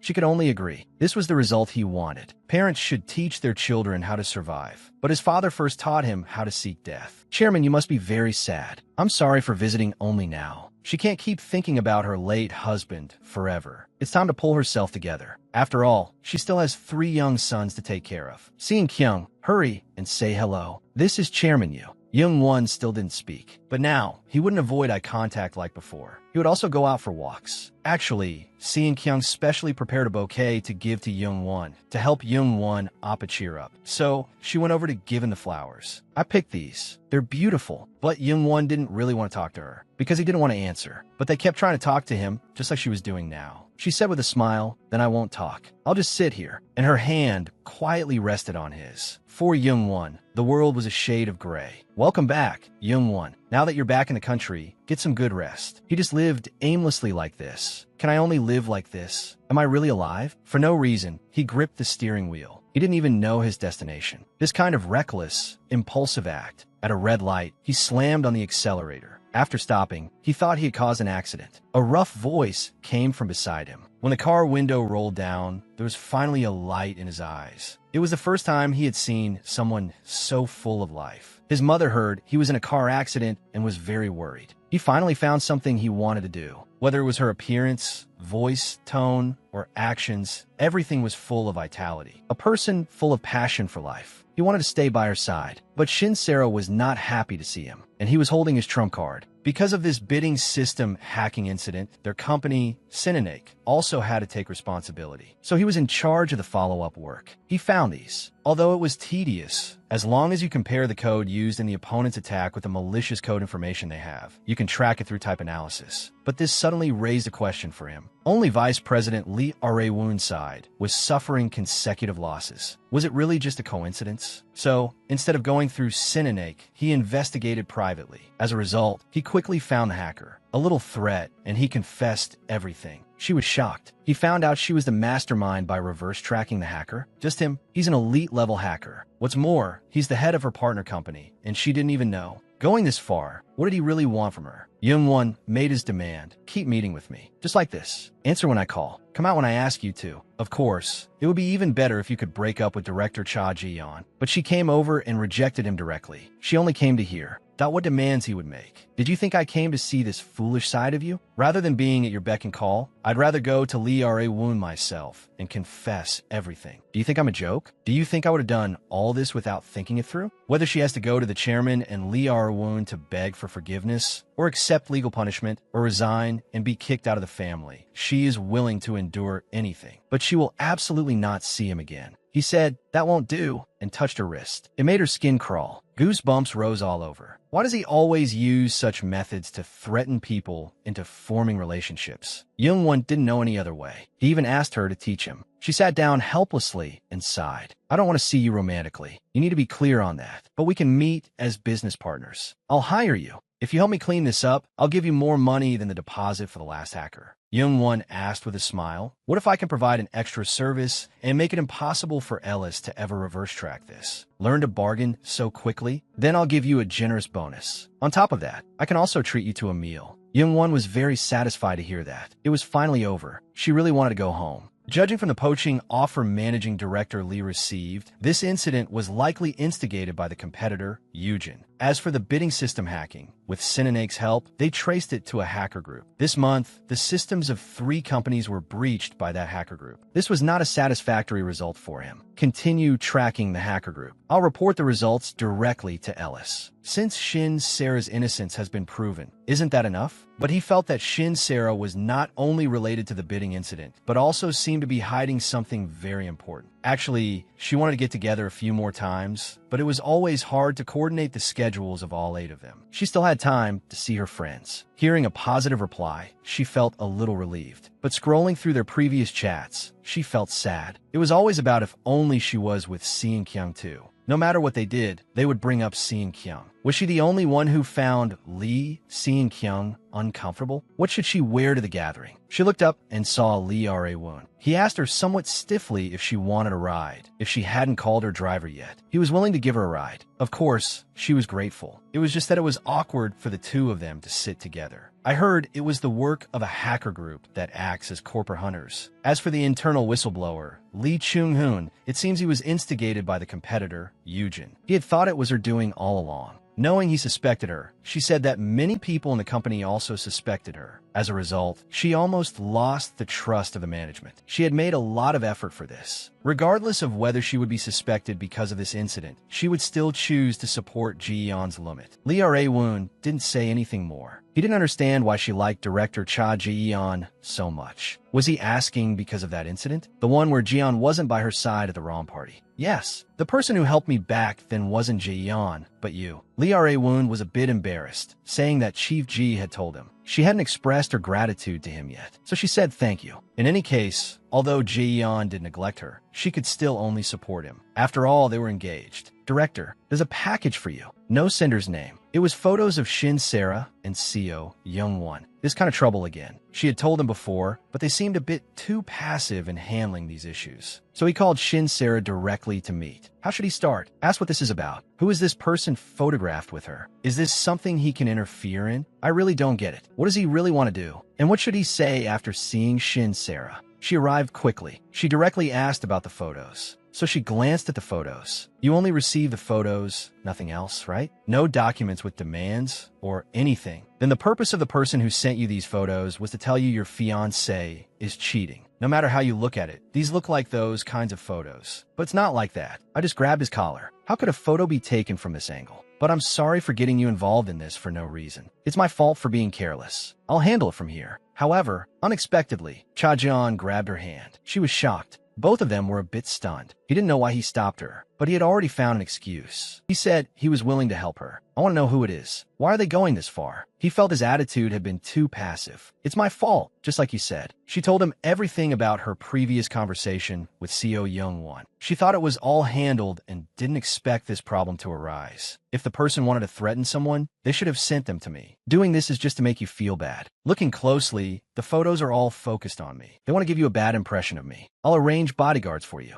He could feel that this stalker's behavior was malicious and persistent. Actually, if I had acted sooner, you wouldn't have had to go through that. He suddenly realized what he had been doing all this time. Now, he didn't want to have any more regrets. Up until now, I had been through all sorts of things. How should I put it? This seems to be the time I feel most at ease. Being secretly photographed is indeed scary, but with his help, I feel relieved. He wasn't sure if this was the right thing to do. Just as he was about to say something, Shin Sarah suddenly collapsed. Cha Ji-yeon caught her as she fell unconscious. Why is it only targeting me? What did I do? Whoever it is, please come and help me. She suddenly woke up with a start. They were now in a nearby hospital. She had been unconscious for about 2 hours. I have a psychogenic illness. I've actually fainted before. That's what my doctor said at the time. She didn't know the cause of the attacks either. Cha Ji-yeon told her to rest tomorrow. He had already contacted her family. Leaving a sick fiancé to go home alone seemed a bit rude. Cha Ji-yeon was actually going to stay. She was flustered. Although he said he had reflected on his actions, even so, wasn't he being a little too proactive now? He expressed his apologies and apologized for his previous bad attitude. He said he had been ignoring the situation because of his own issues. As he was about to say more, she covered his mouth. Even though you've reconsidered, I've already made up my mind to break off our engagement. The only reason you've changed your mind now is because my changes have piqued your curiosity. But I don't like you, and I won't get back together with you. I'm sure you'll meet someone better. But he thought the person she was talking about was her. She changed the subject, and they started discussing the secret photos. However, what they didn't know was that Lee Rae-woon was standing at the door, watching them. The sight of the two of them laughing and joking stung his eyes. That guy had never once taken good care of Shin Sarah. He was even later than him in cleaning up the mess. He had never abandoned or ignored Shin Sarah. But now, why was she with director Cha Ji-yeon again? And he now? But why did he have feelings for Shin Sarah? He grieved alone in his car. He picked up the piece of information that was very unfriendly to Shin Sarah. The reason director Cha Ji-yeon was marrying Shin Sarah was to form a marriage alliance with Sangwon through her. Then if he revealed the fact that Shin Sarah was not the legitimate heir and they knew she had no value to them, director Cha probably wouldn't marry her. But he couldn't bear to make her sad. He had always wanted to pull her down, and he felt he was qualified to be the heir. A person like him couldn't be a good person. Their working hours are 12 hours. They will be divided into 4 shifts. However, it's also possible to make adjustments according to the situation on site. She was actually surrounded by 10 men in black suits and received their 90-degree bows. She knew they were here to help her. It might be rude to think this, but they really look like the criminal organizations that often appear in movies and dramas. A few days later, how about here? There's a penthouse here, too. It's decorated so beautifully. They asked about her plans for the end of the year, if she was spending it with her fiancé. She could only smile. I'll hang out with you guys until midnight, then spend the rest of New Year's Eve with my fiancé. She agreed. By the way, it seemed everyone had arrived except for Lee Seon-kyung. So she asked about Seon-kyung. They said she suddenly wasn't feeling well today and wanted to rest at home. That's strange. She almost never misses these kinds of gatherings or parties. So I naturally assumed she would definitely come. But then again, the last time I saw her was at the hospital. The party ended soon. It seems I didn't find any clues about the stalker today either. I had originally planned to sound out Seon-kyung. She suddenly noticed what they were saying. They looked like they had a guilty conscience. She just got home from the party. She didn't find any suspicious people this time either. Cha Ji-yeon guessed that maybe there were other conditions. For example, the person only wanted to photograph the moment she met with a man. Anyway, maybe we'll know the truth tomorrow. The next evening, don't just keep looking at me and smiling. You have to tell me the progress. Director Seo, for some reason, I don't want to stay out too late. Let's have an early dinner. The food here is pretty good. Now I can finally focus only on the limit bid, just as I wished. Young-won asked her why she cared so much about Cha Ji-yeon. She was puzzled. Why did everyone ask her this question? Since I'm engaged to him, of course I care about him. Everyone knows about us. But why didn't he care about Seon-kyung at all? Before, to avoid misunderstanding. that I blocked him directly. Even now, being alone with him like this, I still feel bad. After all, seeing Kyung is already very heartbroken, so I hope this is the last time we meet. In response, Seo Young-won said, I have no relationship with Lee Seon-kyung, but she said at the party that she's engaged to you, and her friends have always thought you were Seon-kyung's boyfriend. Meanwhile, Lee Seon-kyung was clipping her fingernails. He said he had no relationship with Seon-kyung. Could it be that Seo Young-won has also changed, just like Ji-yeon? Seo Young-won wanted to give her a ride, but she refused. He explained to her that they were not engaged. They knew each other as children, but it was just a business relationship. The engagement must have been some kind of misunderstanding. Was it she who changed their relationship, or did something go wrong? Cha Jae-yeon said he never had any relationship with her in the first place. He had gone abroad to live there before, so he couldn't have seen her at all. Did Lee Seon-kyung lie about having a boyfriend just to save face in front of her friends? This whole thing is too absurd. Before leaving, he gave her a gift. The day they had dinner together, she had left her shoes there and run away just like that. Like Cinderella. So he bought a new pair of shoes, and they weren't such high heels. At such a sensitive time, she didn't know whether she should accept them. Just then a call came. The culprit had been caught. She turned to go. However, at that moment, her phone was snatched away. He was saying something, that he was with Shin Sarah, that they would go over together. When she snatched it back, she found the call had been disconnected. Why would he just answer someone else's phone? Knowing what was happening, he asked her why she hadn't told him, just looking around warily and telling her to hurry back. But she felt he didn't need to concern himself with these things. He could just hurry back. She would handle it, but he insisted on going. They soon saw the culprit. The moment he took a picture, they immediately pounced on him. He was caught completely red-handed. The photo showed her taking a walk with Seo Young-won. She was just about to ask, wanting to hear what he had to say first. But as it turned out, Seo Young-won actually smashed the man's head directly with the camera. Blood splattered everywhere. He wanted to continue, but she stopped him. Team leader, please take him away first. It wasn't about being concerned that the evidence was destroyed. They had to figure out the situation first. How could he just start hitting someone right away? But then she saw his expression. She was very shocked. She didn't say anything more. At that moment, Cha Ji-yeon came looking for them. I took a bit of a detour, so I was late. When he saw the blood on the man, he frowned. He pulled Shin Sarah to his side. He greeted him politely. However, he just put the camera back into his hand. Cha Ji-yeon was very confused. His equipment was crude, and he had no ID to prove his identity. He wasn't a paparazzi from the financial world. He was probably some kind of private investigator. It looked like they were about to beat him to death just now. And now, they're trying to ask for the client's information. He doesn't want to answer. It seems this polite method won't make him talk. Let's do it the old-fashioned way. Team leader, let's look into this person's background. He said he had professional ethics. But what about the unethical things he's done? He said he wasn't stalking her, but stalking Seo Young-won. Seo Young-won finally understood. He couldn't say who the client was, but that wouldn't work on him. After all, he could find out everything just by looking through the records. He had always felt that someone was stalking him. Thanks to her, he finally found them. Now,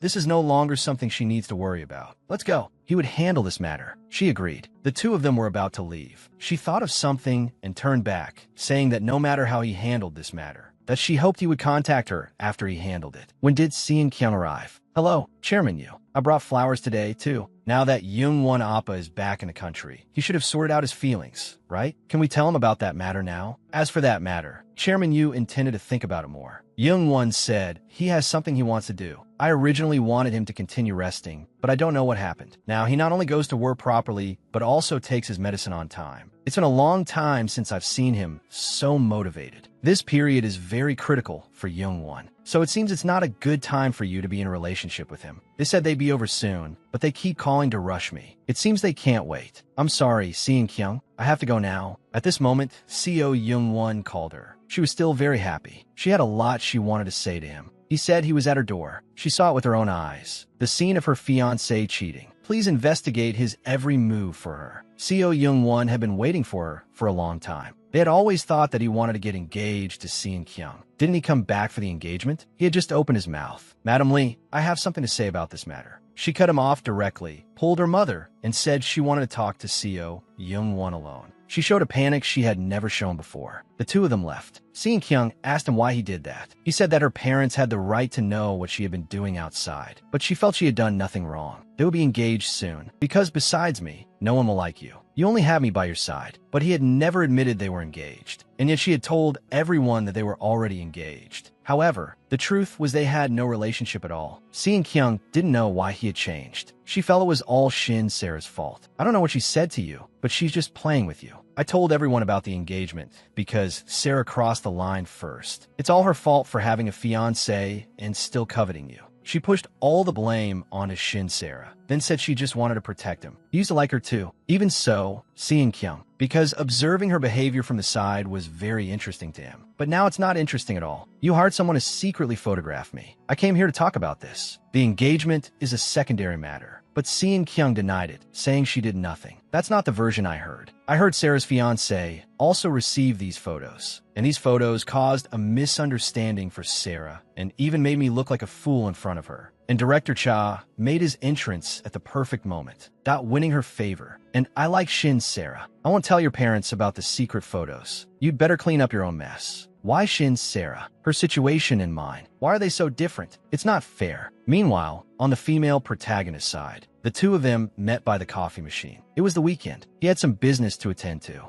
Lee Ra-woon saw she looked a bit tired and asked if she needed help. She wanted to make a deal with him. She said, stammering a bit, "Can you not interfere with the bidding this time? Can you just turn a blind eye to it?" And the benefit she offered was that she would give up everything, leave, and withdraw from the succession battle. She would transfer her portion of the Songwon infrastructure shares to him. He didn't understand why. She was helping Cha Ji-yeon like this, even though he wasn't good to her at all. Can't you just not get married? She didn't understand why he said that. Could it be that he had improper thoughts about her? A strange environment, and all these people she didn't know at all. She would be inexplicably criticized and ostracized for some crimes she didn't even know about herself. However, she couldn't tell anyone that she wasn't actually Shin Sarah, because even if she said it, no one would believe her. So she could only endure like this. If she pretended to be the real Shin Sarah and set everything right, could she really live the peaceful and free life she had before? How much harder would she have to work in the future? However, at this moment, Lee Ra-woon also walked over. He probably thought the same as everyone else. Running around, causing trouble like a madwoman. Now you're finally getting your just deserts, right? Serves you right. But that day, his first sentence was asking if she was okay. His relationship with Shin Sarah, that was clearly so bad. Why would he want to help her? She really wanted to say it out loud. She actually wanted to break off the engagement, and she also really wanted to let go of everything and live freely. It was truly very hard for her. But in the end, she only said a thank you. Then she said she would go up first. Let's talk about the share transfer later. How could she shamelessly say something like asking him for help? She not only wanted Limit to win the bid, but had also orchestrated the internal whistleblowing incident at Ellis. Lee Ra-woon stood in place, thinking that if she was okay, why would she have that kind of expression? In the beginning, she was very afraid of him, and also angry that he would suddenly and inexplicably curse at her. But later, she would also feel that he seemed to be just trying hard to live. And he was also quite cute. She felt like she was doomed. Can you wait a moment? I'll be right back. Don't count on Ra-woon. She had to solve it herself. She couldn't keep thinking about those things in her head. The person on the right is Chairman Shin. The other person is Chairman Young Il-tae. Ra-woon really looks a lot like him. No wonder Chairman Shin could recognize him at a glance. I'm ready. Then I'll report to him now. He understood her meaning. I heard you and son-in-law Cha were quite distant before. It seems you're on good terms again now. Keep up the good work. She bowed and left. It had been a long time since he had a proper talk with that child. She had grown so much. He almost couldn't recognize her. It seemed he should also make a decision. The proposal is fine. The unit price is also set reasonably, although we still have to wait for the chairman's final decision. He seems to think highly of us. Even though Ellis wasn't deemed unqualified, many people on the outside are watching. So most of the confirmed goods were returned. Vice President Lee Ra-woon must have taken a huge blow. Is this okay? I mentioned this to him before, but it just fizzled out later. In any case, don't worry. I will go and coordinate it properly again. Then next, let's proceed with the process of breaking off the engagement. However, at this moment, Cha Ji-yeon actually suggested he wanted to hug her. She was stunned, but as he explained that it was just to say you've worked hard to each other and a way of saying please take care of me as business partners in the future. She felt she had overthought it. Just as she was about to pull away, she didn't expect him to hug her again. What was going on? He remembered things from the past. That was the first time he had suggested to her that she could link arms with him. The two of them strolled in the garden just like that. Shin Sarah said it was the first time she had spent time like this, with the person she wanted to be with, doing what she wanted to do.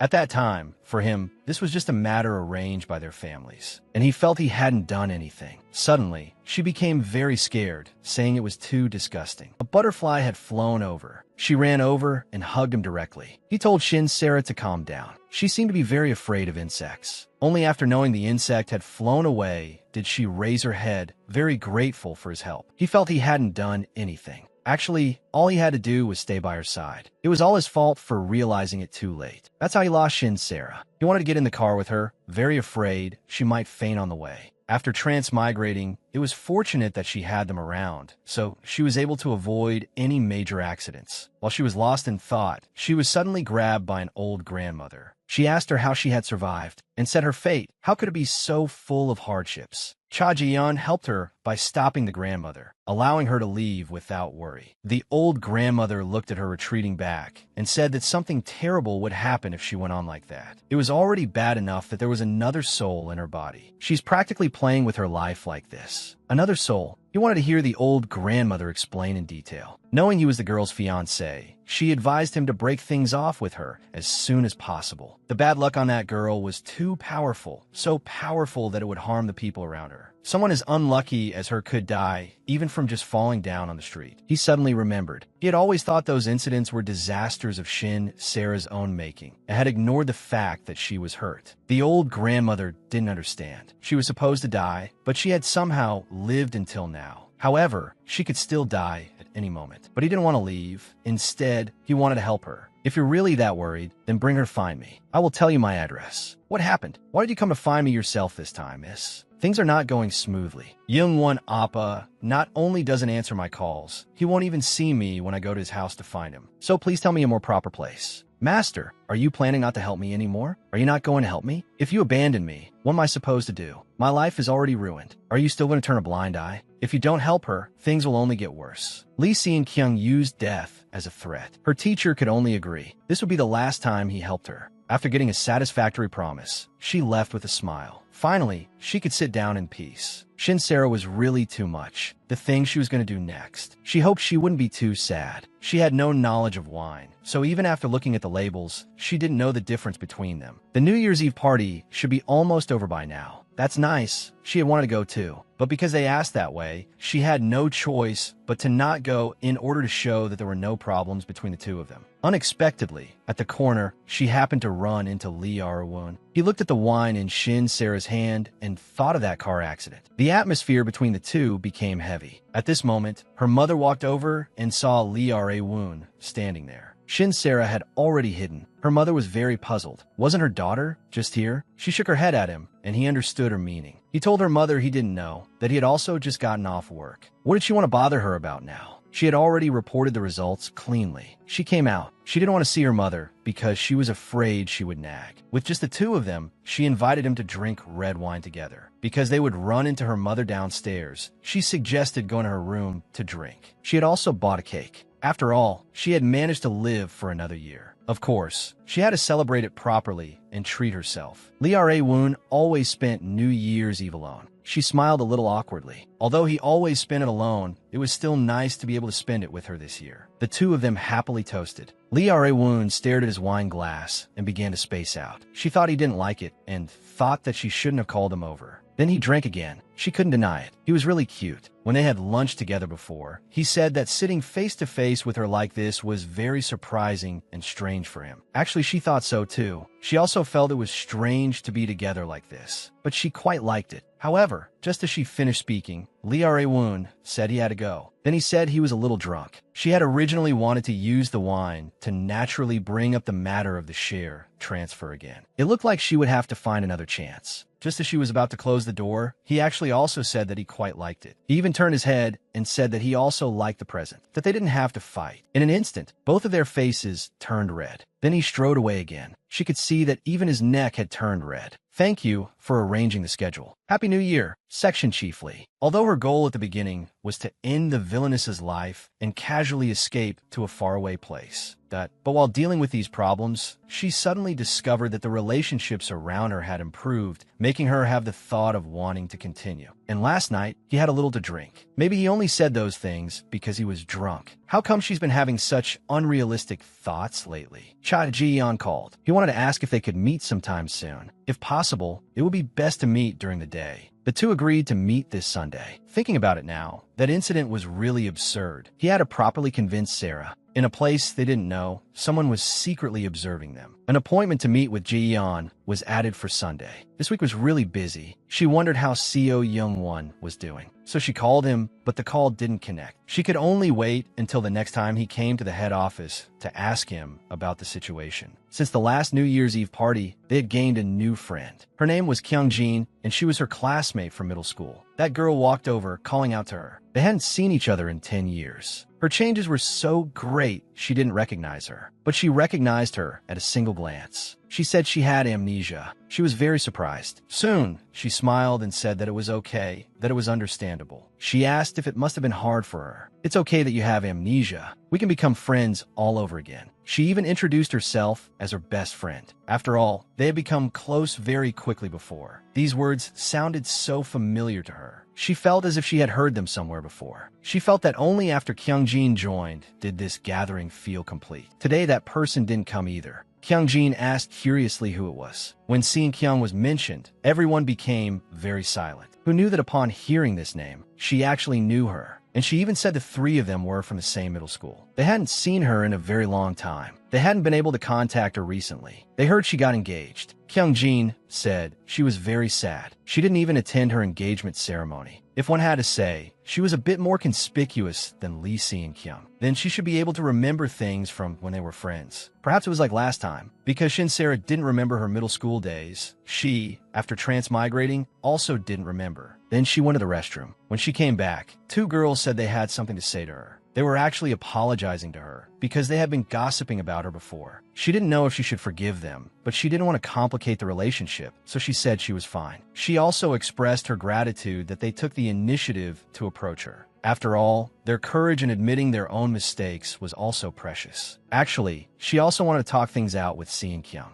At this moment, she said there was something they had to tell her. They felt she should know. This was a chat group of the three of them. She said her fiancé was Seo Young-won. They had known each other since they were children. She fell in love with him at first sight. We haven't held an engagement ceremony yet. If we do, we'll try to make it as grand as possible. Ji-yoon is very knowledgeable in this area. The two of them talked about Ji-yoon and both noticed she was slowly distancing herself from them. She had once said, "Am I making you guys feel uncomfortable?" After all, for that gathering, it was Ji-yoon who had invited Shin Sarah over. The two of them looked like they were getting along well and didn't even pay attention to us. Soon, she proposed her own guess, saying if this was Shin Sarah's deliberate act. Just because her relationship with her fiancé was bad, she started hitting on her brother and showing off how close they were. But they didn't think so, and they saw her and her fiancé make up. But she thought her guess was correct. At the Rom party, Sarah wasn't with her fiancé, but was closely following Young-won Appa. This made her feel very strange. She clearly attended the party with her fiancé, so why did she act separately afterwards and stay with another man? This matter kept lingering in her mind, so she was very uneasy. Young-won Appa doesn't even know Sarah is engaged. What if Appa gets hurt because of this? They all hurriedly started to comfort her. Let's not book a separate banquet hall for the next gathering. Let's just have it at the hotel. Ji-yoon loves to plan parties so that everyone can come. Ji-yoon brought up Shin's Sarah, feeling that she wasn't a strange person, but they told her about what happened at the banquet. But they hadn't seen it with their own eyes. It was just their own speculation after hearing what Si-kyung said. But she had seen it with her own eyes, the way Sarah was with her fiancé.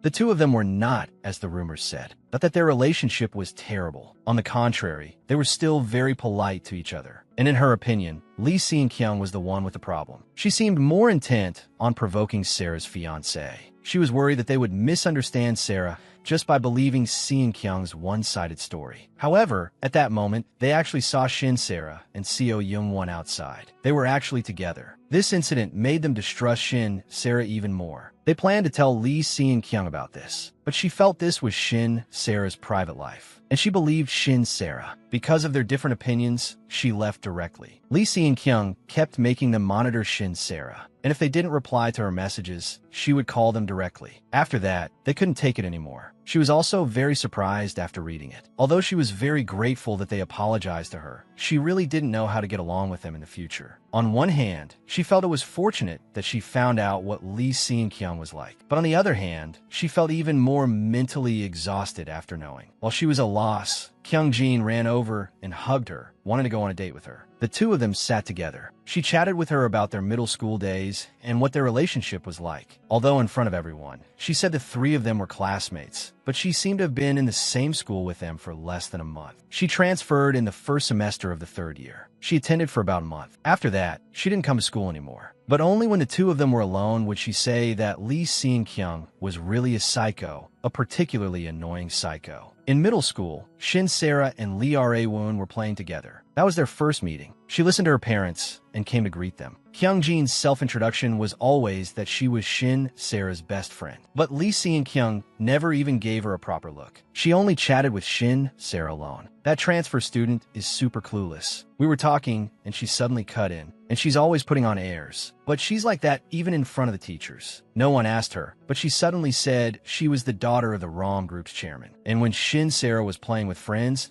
she would suddenly pop up and ask her where she was going and if she could go with her. The friends were very unhappy about this. She was just taking advantage of Shin Sarah's kindness. I heard from the people next door that she might have been forcibly transferred. I heard that at her previous school, she was screaming while fighting. I don't know if it was because that incident got too big that she was forcibly transferred. Kyung Jin told her about this. Shin Sarah always said she understood, but she would always soften up every time. But she couldn't do anything. Secretary Kwon had said that Si and Kyung's father's company should have dealings with her father's company. Kyung Jin wanted to help her solve it, but actually, a boy had also come to her house. He was good at studying, and her father always praised him. She felt that she couldn't cause trouble. She wanted to have something she could be proud of. Kyung Jin thought that was a good idea. The model recruitment contest. Don't be shy. Your legs are long, and your face is pretty. You're goddess level. All of these things were overheard by Lee Si and Kyung. She finally decided to apply. Her classmates were all teasing her, telling her to do her best. Kyung Jin was going to the restroom. Shin Sarah waited for her. Afterwards, they would give the letter to the teacher together. Unexpectedly, she ran into Lee Si and Kyung in the hallway, and she wanted to talk to her alone. She brought up the matter of her school transfer. It was because she couldn't adapt to her previous school that she transferred. She might not come to school later on. She felt the current school was good and wanted to continue attending, but her parents didn't seem to buy it with just words. So she was thinking about whether she should show them a significant achievement she had made at school, such as becoming a model. She knew she also wanted to apply. She used the school as a threat to make her not apply. Kyung Jin couldn't watch anymore. She walked over and said, "That's her own business. Don't say those things to Sarah. She thinks she's the only one in the world with difficulties. Let's go. Don't pay her any mind. Only someone with confidence can do it. But you are really photogenic. Not only are you pretty, but your family background is also good. Besides her, no one else could be the school's model. After all, she has no flaws." She looked at the sign in front of her, took it down directly, and smashed it on the ground. Everyone was stunned by her behavior. She looked at Shin Sarah. She asked her if she really wanted her to drop out of school. Why was she making things so difficult for her? Did she want her to die? She was simply insane. She even said that it was only because of her status that she had tolerated her until now. The female protagonist was shocked after hearing this. From the beginning of her transfer, the rumors about her were bad. Everyone always talked behind her back, saying she was strange and had a persecution complex. After that, she transferred schools. Her behavior and tone back then, she was probably very jealous of her. And speaking of memories, it was only when she talked about Lee Si and Kyung at the gathering that she slowly started to remember her middle school days. Before that, she had never thought about it. To be honest, before the gathering, she hadn't even remembered her. She had forgotten due to amnesia, while the other had simply forgotten. After moving abroad, she never thought of her again. They were always together in middle school. How could she forget her after immigrating? It was last fall when she suddenly wanted to come back for a visit, and she happened to run into her. It was around the same time she died of a heart attack and transmigrated into Shin Sarah's body. This was probably not a coincidence. Today was very interesting. Let's keep in touch. Although what Kyungjin told her, the school story itself, was quite a shock, it was a far cry from the villainous Shin Sarah she knew. This also left her very confused. What on earth was going on? The next day, she met with Cha Ji-yeon. He wanted to take her somewhere. He was so serious about it that she thought he was going to say he wanted to get back together with her. She never expected that he actually wanted to go for a fortune-telling with her. She thought he wasn't interested in this sort of thing at all. Regarding her physical condition, it wasn't that there was nothing wrong. The hospital checkups couldn't find the cause. Seeing how knowledgeable the passers-by were about their fortune-telling, he knew he had come to the right place. Just as she was about to ring the doorbell, the old grandmother opened the door and said she had come to the right place. Seeing the familiar face, the female protagonist asked Cha Ji-yeon what was going on. He said the old lady wanted to take a closer look at her. The inside of the house was just like a normal home. It was a bit different for what she had imagined. The old grandmother said directly that she was possessed and cursed. The first time she saw her on the street, she thought she was an unusual girl, born with a baleful aura. She barely managed to save her life. But on second look, her fate didn't have that much misfortune. Someone was deliberately trying to kill her. It was thanks to her strong chi that she was able to live until now. She didn't feel that her luck was much worse than others, getting seriously injured over small things, or falling ill for unknown reasons. What she said was all true. Should she believe this? She was truly thrown into confusion. Seeing her pained look, Cha Ji-yeon asked for a solution. Suddenly, the old grandmother had a theory. She told them to wait while she wrote a talisman for her. Put in a pouch. Carry it with you and don't lose it. There, put in here and seal it. I was originally going to perform a salvation ritual, but let's just treat this as an exorcism for now. If anything happens, she must come find her again. Watching her leave, the old grandmother spoke with Cha Ji-yeon, asking if this wasn't what he wanted, and about what she said before. At first, she thought it was a spirit possession, but looking again, it didn't seem like it. She told him to ask for himself. Although she didn't know if that soul was a living spirit or a deity, it was thanks to it that she was saved from disaster, so it couldn't be dealt with rashly. Finally, he came out and left with the female protagonist. So, should we go for lunch now? It'd be a shame to leave right away after coming all this way.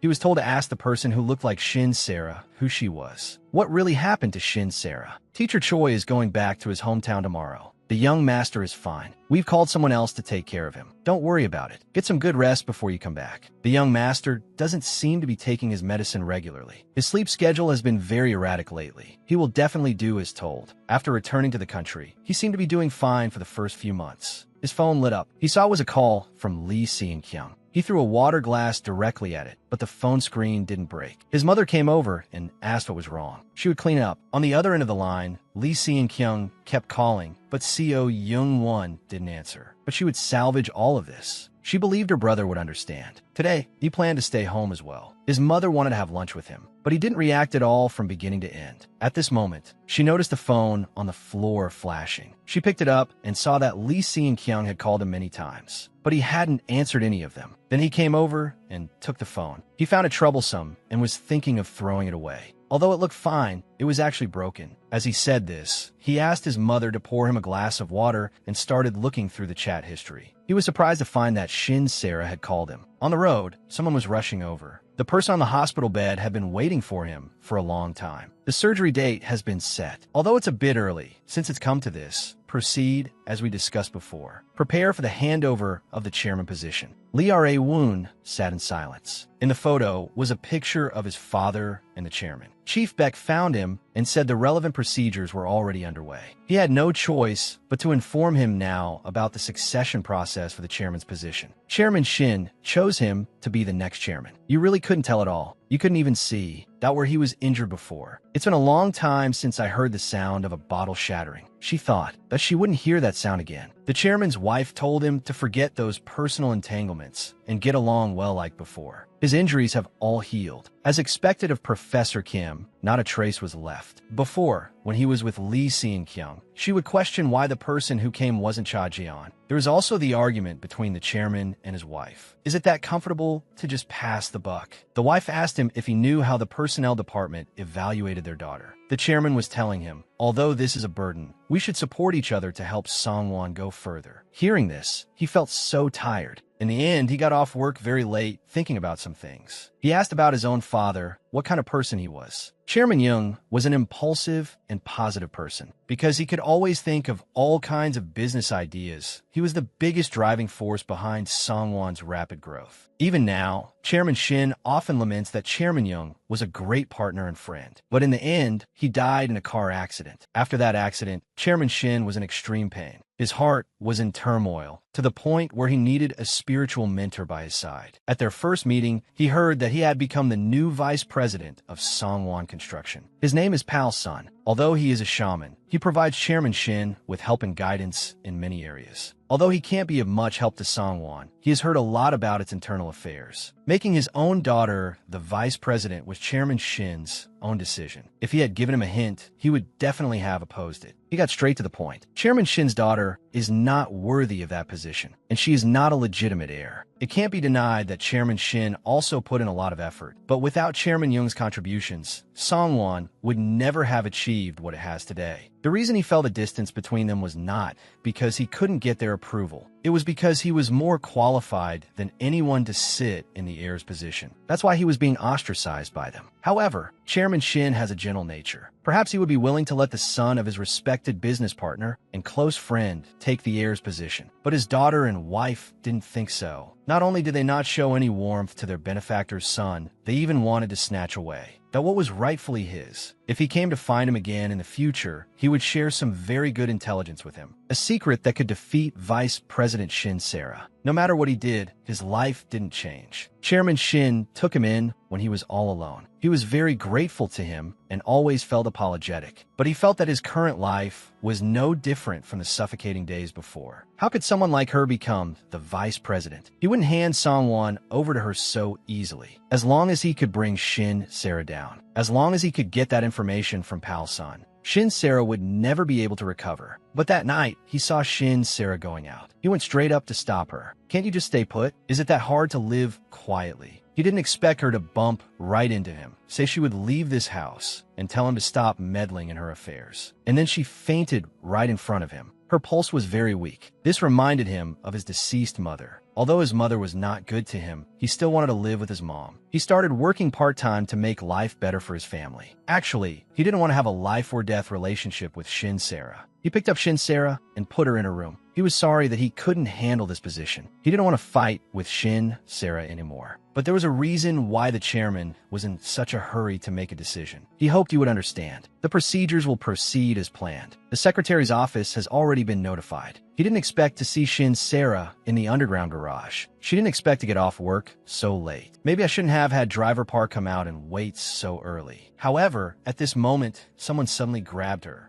and pulled her aside. Lee Ra-woon saw it and hurried over. However, she took the person down with an elbow strike, muttering, "Who is this? I'm already tired from working overtime." Lee Ra-woon was stunned on the spot, but unexpectedly, it was someone familiar. CO Young-won. You could have said something. Why did you suddenly grab me from behind? I thought you were some weirdo. I just elbowed you out of instinct. It's late. He came to see her just because he missed her. Lee Ra-woon came over and stood directly between them. Even if our two companies are collaborating, you should maintain an appropriate distance and pay more attention to how you address her. The female protagonist hadn't thought about that either. She had always been casual with names. At this moment, she stepped forward. You two, don't be so tense. Everyone's tired. Let's just talk about whatever it is and go home. But he came out just because he missed her, just to see her. Hearing this, the female protagonist went forward and hugged him directly. Lee Ra-woon was stunned on the spot. What was she doing? But the female protagonist indicated they needed to talk alone. So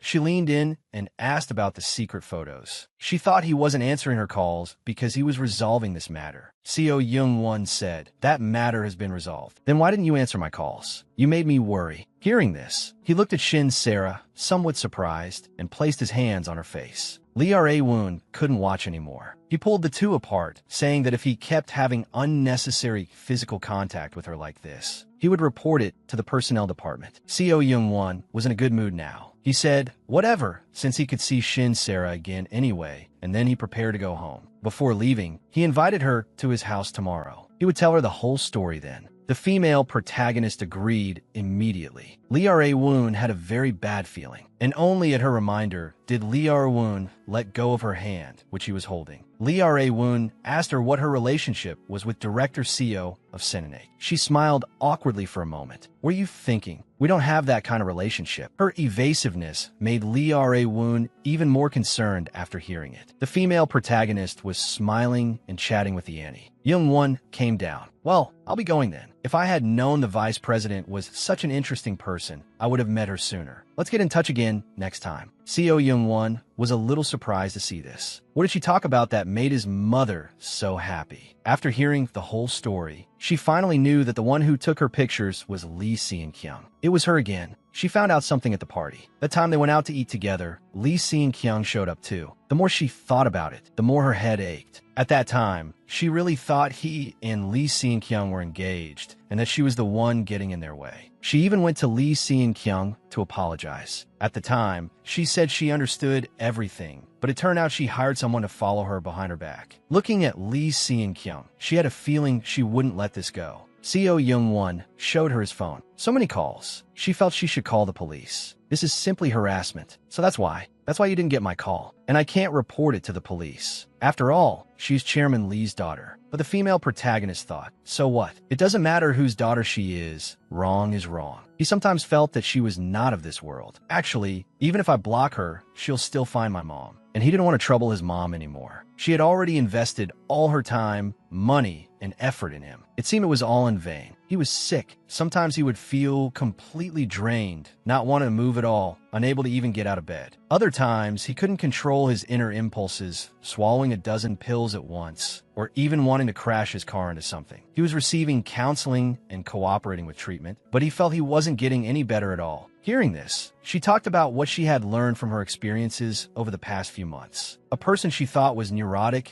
and only knew how to get angry was actually someone who worked especially hard behind the scenes. And was a very cute person, and someone she thought was a mediocre, extremely selfish person who only cared about gains and losses, was actually a very down-to-earth person who would reflect on the problems others pointed out. She felt that he must be that kind of person too. If he weren't, how could he be sitting here now? Every time she saw him, her impression of him got better and better. So his condition must be improving. Although sometimes you do inexplicably pester people, let's just consider these as our respective personalities. It's hard to change these habits anyway. Seo Young-won couldn't help but laugh out loud. He felt very happy. He really did like her. The female protagonist felt it was inexplicable. Although I know you can handle it yourself, it's best to tell Chairman Yu. No matter how close the relationship is, you can't cover up everything. Seo Young-won said he would talk to his mom. The matter was perfectly resolved. The female protagonist wanted to shake his hand, as collaborating with him was quite pleasant after all. "Then I'll be going. I'll email you the meeting minutes. Please check them when you have time." Seo Young-won hugged her directly. He said, "Please take good care of me in the future." That night, the department head worked very late. A woman appeared at his company. It was Lee Seon-kyung, wanted to talk to him. She said she was Shin Sarah's best friend. But in his eyes, that wasn't the case. It was already very late. He told her to come back next time. But Lee Seon-kyung moved closer, saying he should thank her. After all, he should have received the photos. She was clearly engaged, yet she was entangled with another man. Cha Ji-yeon said, "That day, we didn't meet with impure intentions. You've misunderstood. You might have some conflict with director Seo Young-won. That's not my business." He wanted to leave, but Lee Seon-kyung blocked him directly, talking about the rumors about Shin Sarah in social circles. What a terrible person she was. And there were many rumors about him too, such as being a parasite living off Songwon. She said these rumors were all spread by Shin Sarah on purpose. Cha Ji-yeon frowned and asked if she was done. He already knew all of this, and she didn't know Shin Sarah at all. Moreover, she claimed to be Shin Sarah's good friend, yet she came to her fiancé to slander her. He didn't want to talk anymore. However, he suddenly felt a wave of dizziness. Lee Seon-kyung approached and asked him if he was feeling unwell. "You seem to have OCD. You always drink the same brand of mineral water at the same time before getting off work. But don't worry, I'll call an ambulance for you. By the time you wake up, everything will probably be over. Her scheme had succeeded, and all of this was photographed. While the female protagonist was sleeping, her phone rang. Chairman Beck had an urgent matter to inform her about. He asked her to check a file. It was a scandal about Cha Ji-yeon and Lee Seon-kyung. The original reports had already been taken down. They were also working with Jum Gang to handle the follow-up reports. It's Lee Seon-kyung. Everyone in the team was expressing concern. They were all saying that Lumit's successful bid should perhaps be reconsidered. Things have become complicated. The trust she had worked so hard to build was now precarious because of one scandal. If this continues, not only will Lumit's bid be affected, but the people who support her will also be implicated. She could only contact team leader Kong. She had also just received the news that Cha Jae-yeon was sent to the emergency room last night. Just as she hung up, Lee Seon-kyung called her. Her first words were to ask if she had seen the report. She felt that she was the one who provoked her first. She was the one who clearly promised her not to see Youngwon Appa again, but broke her promise. She was just giving her a taste of her own medicine. Lee Seon-kyung said that she and Cha Jae-yeon were getting along very well. But the female protagonist didn't believe it at all. The photo looked fake at first glance. Lee Seon-kyung not only secretly photographed others and damaged their reputation, she even drugged someone and sent a perfectly fine person to the hospital. She felt that everything she did was to protect Seo Youngwon. She didn't think she was a bad person. She didn't think she did anything wrong. She said she only had Youngwon Appa and that she would die if she didn't do this. She even wanted Shin Sarah to help her, or else she would die. The female protagonist simply couldn't communicate with her and hung up the phone directly. Thinking about recent events, she suddenly realized her nose was bleeding, and it was seen by Lee Ra-woon, who had just walked in. The female protagonist asked why he was here. It must be because of the report. She didn't expect him to be willing to help her, but she couldn't let him get involved in this matter. This crisis became such a big problem when the scandal broke out, because she insisted on supporting Lumit. This was a problem that started with her, and it should be solved by her. Lee Ra-woon still felt that she didn't need to bear the responsibility, but she said directly that she needed to. After all, she was the one who orchestrated the internal whistleblowing incident at Ellis. She had done many wrong things. Lee Ra-woon's expression turned sad. Actually, he had known for a long time, thought that she was the one who did these things, but he was still willing to help her. At first, he was only suspicious. After all, the internal whistleblowing happened right during the bidding period. So that day, he had originally wanted to confirm the truth with her at home. But at that time, she had an expression that showed she knew exactly what he was going to ask, which confirmed that she did it. That deal I mentioned before, are you still interested? I transfer a part of Songwon's shares to you, and you don't interfere with Lumit's bid. Since things have come to this, I'll be frank. I've broken off my engagement with Ji-yeon. Verbally at least. Lee Ra-woon was very surprised. The official news won't be released for a long time, but we signed a written contract. The agreed condition is to let Lumit win the bid. Lee Ra-woon was shocked. She was helping department head Cha Ji-yeon not because he was her fiancé, but because she wanted to break off the engagement with him. The female protagonist said, "Yes. Does that seem foolish to you?" He just felt that he was the most foolish one. Anyway, the priority now is to contact Ji-yeon quickly and understand the situation. Since your goal is to break the engagement, why not take this opportunity to push the blame onto him? Isn't it perfect? If it were really just Ji-yeon's pure fault, that would be one thing. But I think in this matter, he is likely the unilateral victim. She continued the previous topic. Regarding the compensation for Ellis, I will definitely provide it, but don't get involved any further. Lee Ra-woon said he understood. Although it was just her intuition, she felt Lee Seon-kyung would continue to cause trouble after this. This time, even Ra-woon might not be an exception, so at the very least, he shouldn't get involved. After returning, she received a call from Cha Ji-yeon. She was just about to go to the hospital to see him. Cha Ji-yeon said he was fine and then got straight to the point. He felt that Lee Seon-kyung had come to his office,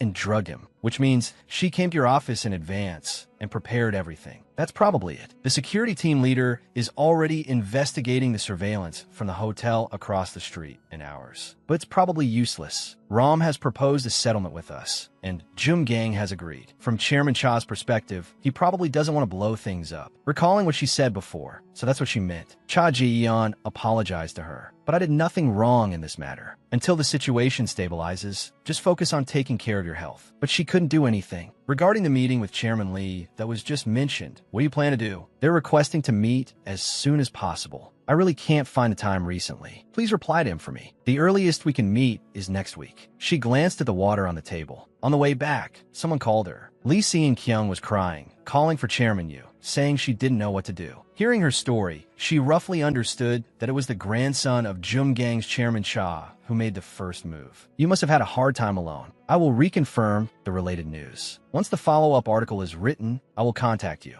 Teacher Pal Sun looked back at her, and she, shedding her pitiful demeanor from just now, said, "It's time to prepare the second round of news." Lee Si-kyung was resting. While resting, her eyes widened. When he was a child attending a banquet, his older brothers went to greet the lady. They said they would bring him a piece of cake when they came back, telling him to wait here. In the distance, a little girl, with the gardener's permission, got a flower. That girl gave the flower to him. He accepted it. At this moment, Lee Si-kyung came looking for him and saw the two of them getting along harmoniously. She looked at the garden beside them. The girl's face was scratched. The girl was rushed to the hospital. His brother asked him what happened, and he saw all of this. Lee Si-kyung secretly threw something away. He saw all of this. His brother was on the phone. Because no one saw what exactly happened, it's not very clear. She was probably scratched by someone's jewelry. Seo Young-won was searching for something in the grass. He saw it. It was a shard of glass. The chaos ended. He stood alone in a corner of the banquet. Lee Si-kyung came over and asked why he was alone. She brought up what happened at the banquet, saying that their friends at the banquet all suspected he did it. After all, he was sick and couldn't regulate his emotions. And the fact that he was sick was obviously told to them by her. Seo Young-won understood. The blade was thrown away after she wiped it. The landscapers used knives near the flower beds. This evidence wasn't sufficient, and no one would believe him anyway. He could only say, "Don't do that kind of thing again. It's boring." But she smiled without admitting what she did, and she grabbed his arm, saying he was someone incapable of liking others. That girl was also hurt because of him. She wanted to stay by his side forever, and she would eliminate anyone else who appeared by his side. Later, she saw Shin Sarah and Seo Young-won together, and Shin Sarah seemed to be the next victim. Seo Young-won's expression turned grim. His mother was by the window. He found his mother, wanted to talk to her. "Then let's have breakfast together. It's been a while. I happen to have something to tell you, too." He first said that he was being stalked by Lee Si-kyung. His mother was shocked to hear this. From the call log she saw last time, she even hired a detective to secretly photograph him. And it started a long time ago. His mother couldn't believe it. And from now on, our family will not have any more dealings with the Rom group. Seo Young-won asked if she was making this decision because of what he said. Actually, she felt very guilty. She didn't even know her son's suffering, and she even let a child like that stay by his side. His mother apologized to him. It took her so long to make up her mind. Seo Young-won forgave her. His mother was very moved. She wanted to thank Vice President Shin. During their previous chat, Shin Sarah had apologized to her. She had damaged the director's car before. She remembered that incident. When Young-won came back then, he was holding her business card. Speaking of which, she also had to thank her. Young-won returned home safely. The female lead didn't understand. "But Chairwoman, you said that ever since then, after he returned to the country, he has been working hard, thanks to her for inspiring his fighting spirit." "Chairwoman, you asked about her son's work performance. She said it was very good, and his work ability was also very strong." The two had a pleasant conversation. She thought they had chosen a good partner company. It was thanks to the words of the vice president that she made up her mind. Previously, she received a call from Lee Si-kyung. She said Seo Young-won was fine. The two were alone. She found that her brother's condition was getting worse. But with her by his side, she believed she would take good care of him in the future. She had previously proposed, before her brother's condition worsened, that they should get engaged first. The war project was also progressing. Although the Rom family had helped them when their family was going through a difficult time, it didn't mean they were entitled to treat them however they pleased. Compared to people busy slandering him, she approved of him being with someone capable. She will tell her brother about this, so he can do it later. On Lee Si-kyung's end, the number she dialed was no longer in service. It was this maintenance team. After contacting them, they said they hadn't dispatched anyone. And the front desk said they found no entry or exit records for this maintenance team, so their identity could not be confirmed. Although someone found the maintenance team, they weren't suspicious. It's absurd. The hotel couldn't find any evidence either. He was finding it harder and harder to understand. Does she really think that director Seo Young-won was stolen by Sarah, and that's why she's doing this for revenge? Can coffee. The two stood looking into the distance. Lee Ra-woon had gotten used to being with her like this. and things like how her eating habits have changed. Hearing him say that ever since she woke up in this world, she has also become familiar with it, and now she had naturally grown closer to these three people. She also felt much more relaxed. The reason she had a heart attack, the shaman grandmother said, was due to external factors of a supernatural phenomenon, like a curse. If those words were trustworthy, then at this point, there was no need to be wary of Ra-Woon and the others anymore. But when she turned her head, she met Lee Ra-Woon's gaze. Why was he looking at her like that? He asked if she was cold, then helped pull up her collar. When he pulled his hand back, he was a bit shy. The female lead grabbed his hand. She blushed. She wondered if Ra-Woon felt the same way as she did. Just as the two were staring blankly at each other, Lee Ra-Woon's phone rang. It was Secretary Kim. The female lead went back to the car to wait for him. Suddenly, she noticed something in the car and wanted to pick it up. Unexpectedly, she hit the latch and the compartment opened. She actually saw the paternity test report. She was shocked after seeing it. Seeing that Lee Ra-Woon was about to return, she quickly put the item back. After Lee Ra-Woon got in the car, she acted very natural. To think that Lee Ra-Woon was hiding such a document. Does he still not believe her? The section chief was at his desk. She saw a file received on the computer. At work, because she hadn't slept all night yesterday, she wasn't in good spirits. This cliché drama actually happened to her, and the person holding this information was actually Ra-Woon. She had found the company a bit strange as soon as she arrived. Chief Beck and Section Chief Lee were already waiting for her.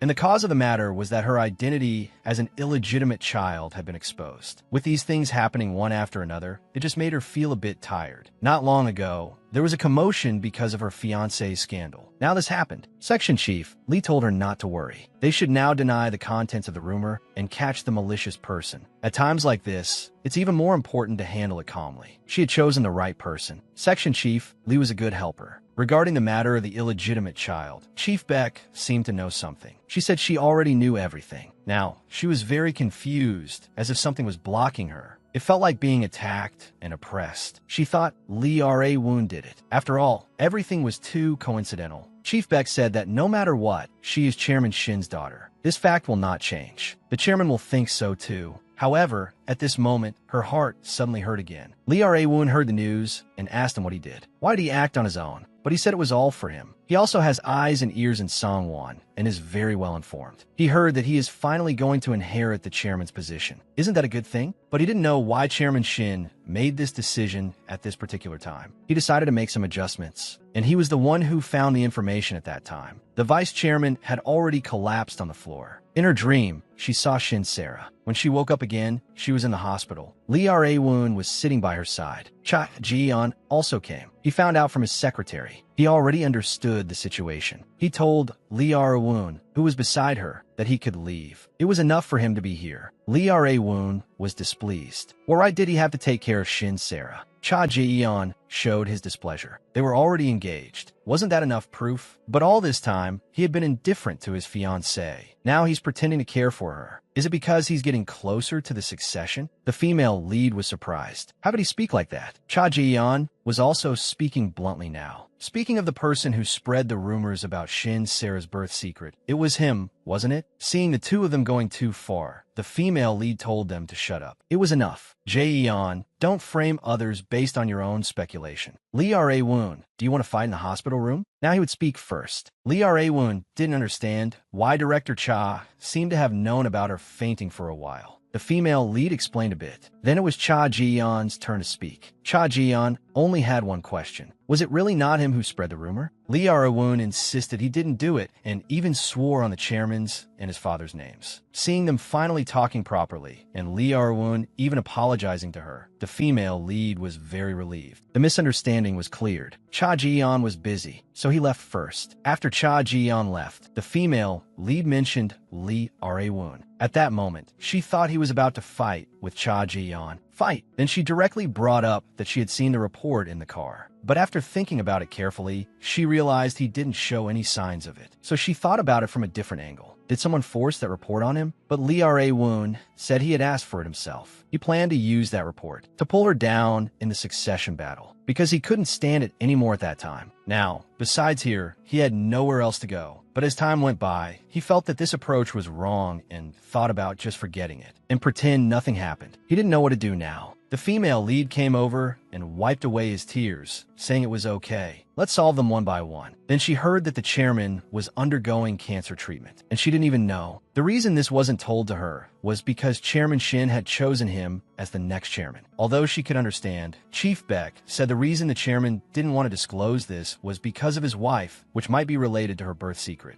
She planned to leave the hospital. After all, she couldn't do anything here. But was he okay? Since he was so stressed that he cried, he might as well say everything. Not only was she not chosen as the successor, but her birth was also questioned. Now she even found out her father has cancer. How could she be so calm? Shin-sera asked him if he was free tomorrow. She wanted to go somewhere. The shaman grandmother's house. As expected, before she could knock, the grandmother came out. She glanced at Shin-sera and told her not to come in. First, she asked for the talisman. Did she touch it too often? It felt like it had become a bit tattered. The grandmother burned the paper. She told Shin-sera to go in first. She wanted to talk to Lee Ra-woon alone. The female lead felt it was strange. He only came with her because he was worried about her, not because he knew something. The grandmother looked at him seriously for a moment, then let him in, and she glanced at the door, telling her to wait outside. This was already the third time she had fainted for the same reason, so she thought that compared to other things, she should first keep her promise to her. The talisman the grandmother gave her was to eliminate evil spirits and had nothing to do with her fainting. And this time she fainted because she was possessed. This time, she would write her a wish-granting talisman. Take it and overturn your own destiny first. As for this person next to you, who is he? Your previous fiancé has been replaced. However, she was momentarily stunned, not knowing how to introduce Lee Ra-woon. The grandmother told him to visit his father's grave once. Although she had never spoken to his father, she knew him, and she could also tell he had been to another shaman's house. She hoped he wouldn't go again, whether it was to serve an evil god or to allow a false master to possess him. They all needed to extend their lives by devouring his energy. Then she'll go write the talisman and come back. Does he also get his fortune told? She thought he wasn't interested in this kind of thing.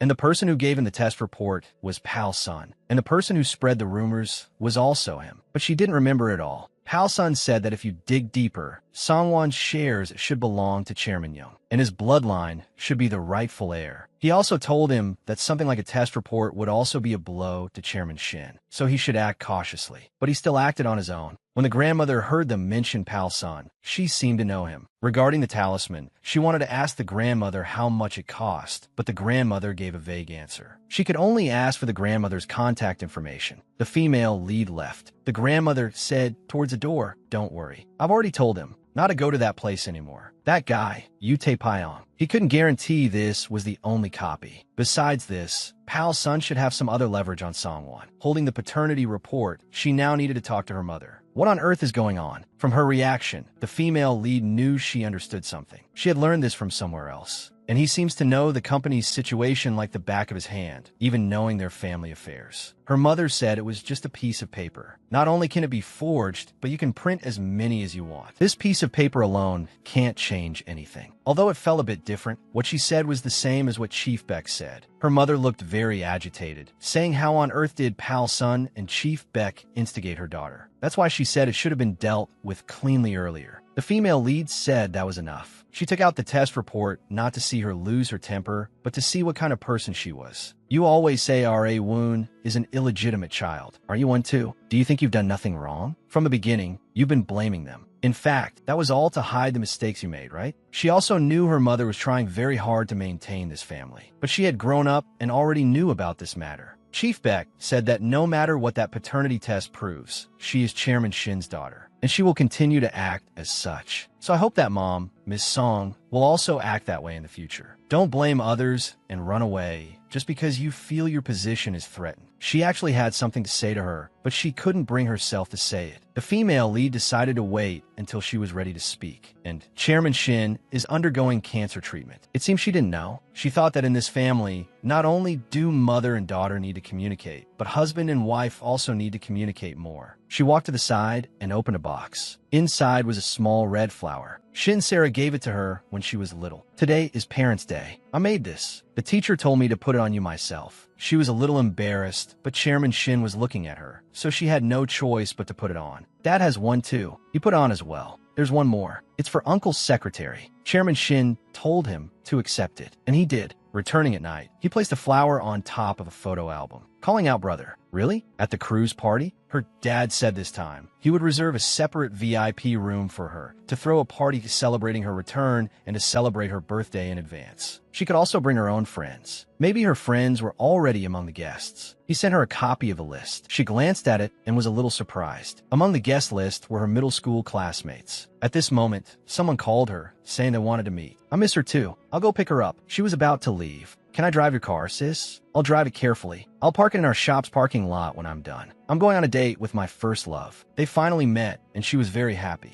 The person she met was Shin Sarah. They decided to wander around first. She happened to have driven. Sarah, I haven't seen you in a while. Why you seem so preoccupied? A lot has happened recently. I wanted to discuss something with you. It's about Lee Seon-kyung. After hearing what she said, Kyung-jin just thought Lee Seon-kyung was truly speechless. And it wasn't even resolved yet. This was really frustrating. So I want to make it so she can never do this kind of thing again. After all, she's not just any crazy person. Kyung-jin, however, thought of a way, but didn't know if she would support it. Soon, her uncle's company is hosting a cruise party as a merger commemoration event. She's on the list. It seems even if she ignored the party hosted by Jiyoon, she wouldn't miss the chance to show up at an event like this. You just have to say the word. On Lee Seon-kyung's end, her parents planned to talk to her. Chairwoman, you called. But she said there were no problems between her and Seo Young-won. Her parents asked what she had done. Did she know how much they spent to settle the matter of messing with the Jumgang Group's grandson? A notice came from Chairwoman Yu's side, saying they were terminating their partnership. He heard she had given his son a hard time, but she shouted and questioned, "What did I do?" Her parents were shocked by her state and told her not to get agitated. They told her not to go out recently, but she refused. This period was very important to her. Just wait a little longer. My teacher and I will handle it. Back in her room, she still couldn't get through to Seo Young-won. She thought about becoming Shin Sarah's friend instead. Please take the people on this list to the VIP room. It's so great that she could come. Have fun. Welcome, Miss Lee Seon-kyung. He then led her to the VIP room as instructed. The preparations are all complete. Just do as you usually do. Rien serait réputation.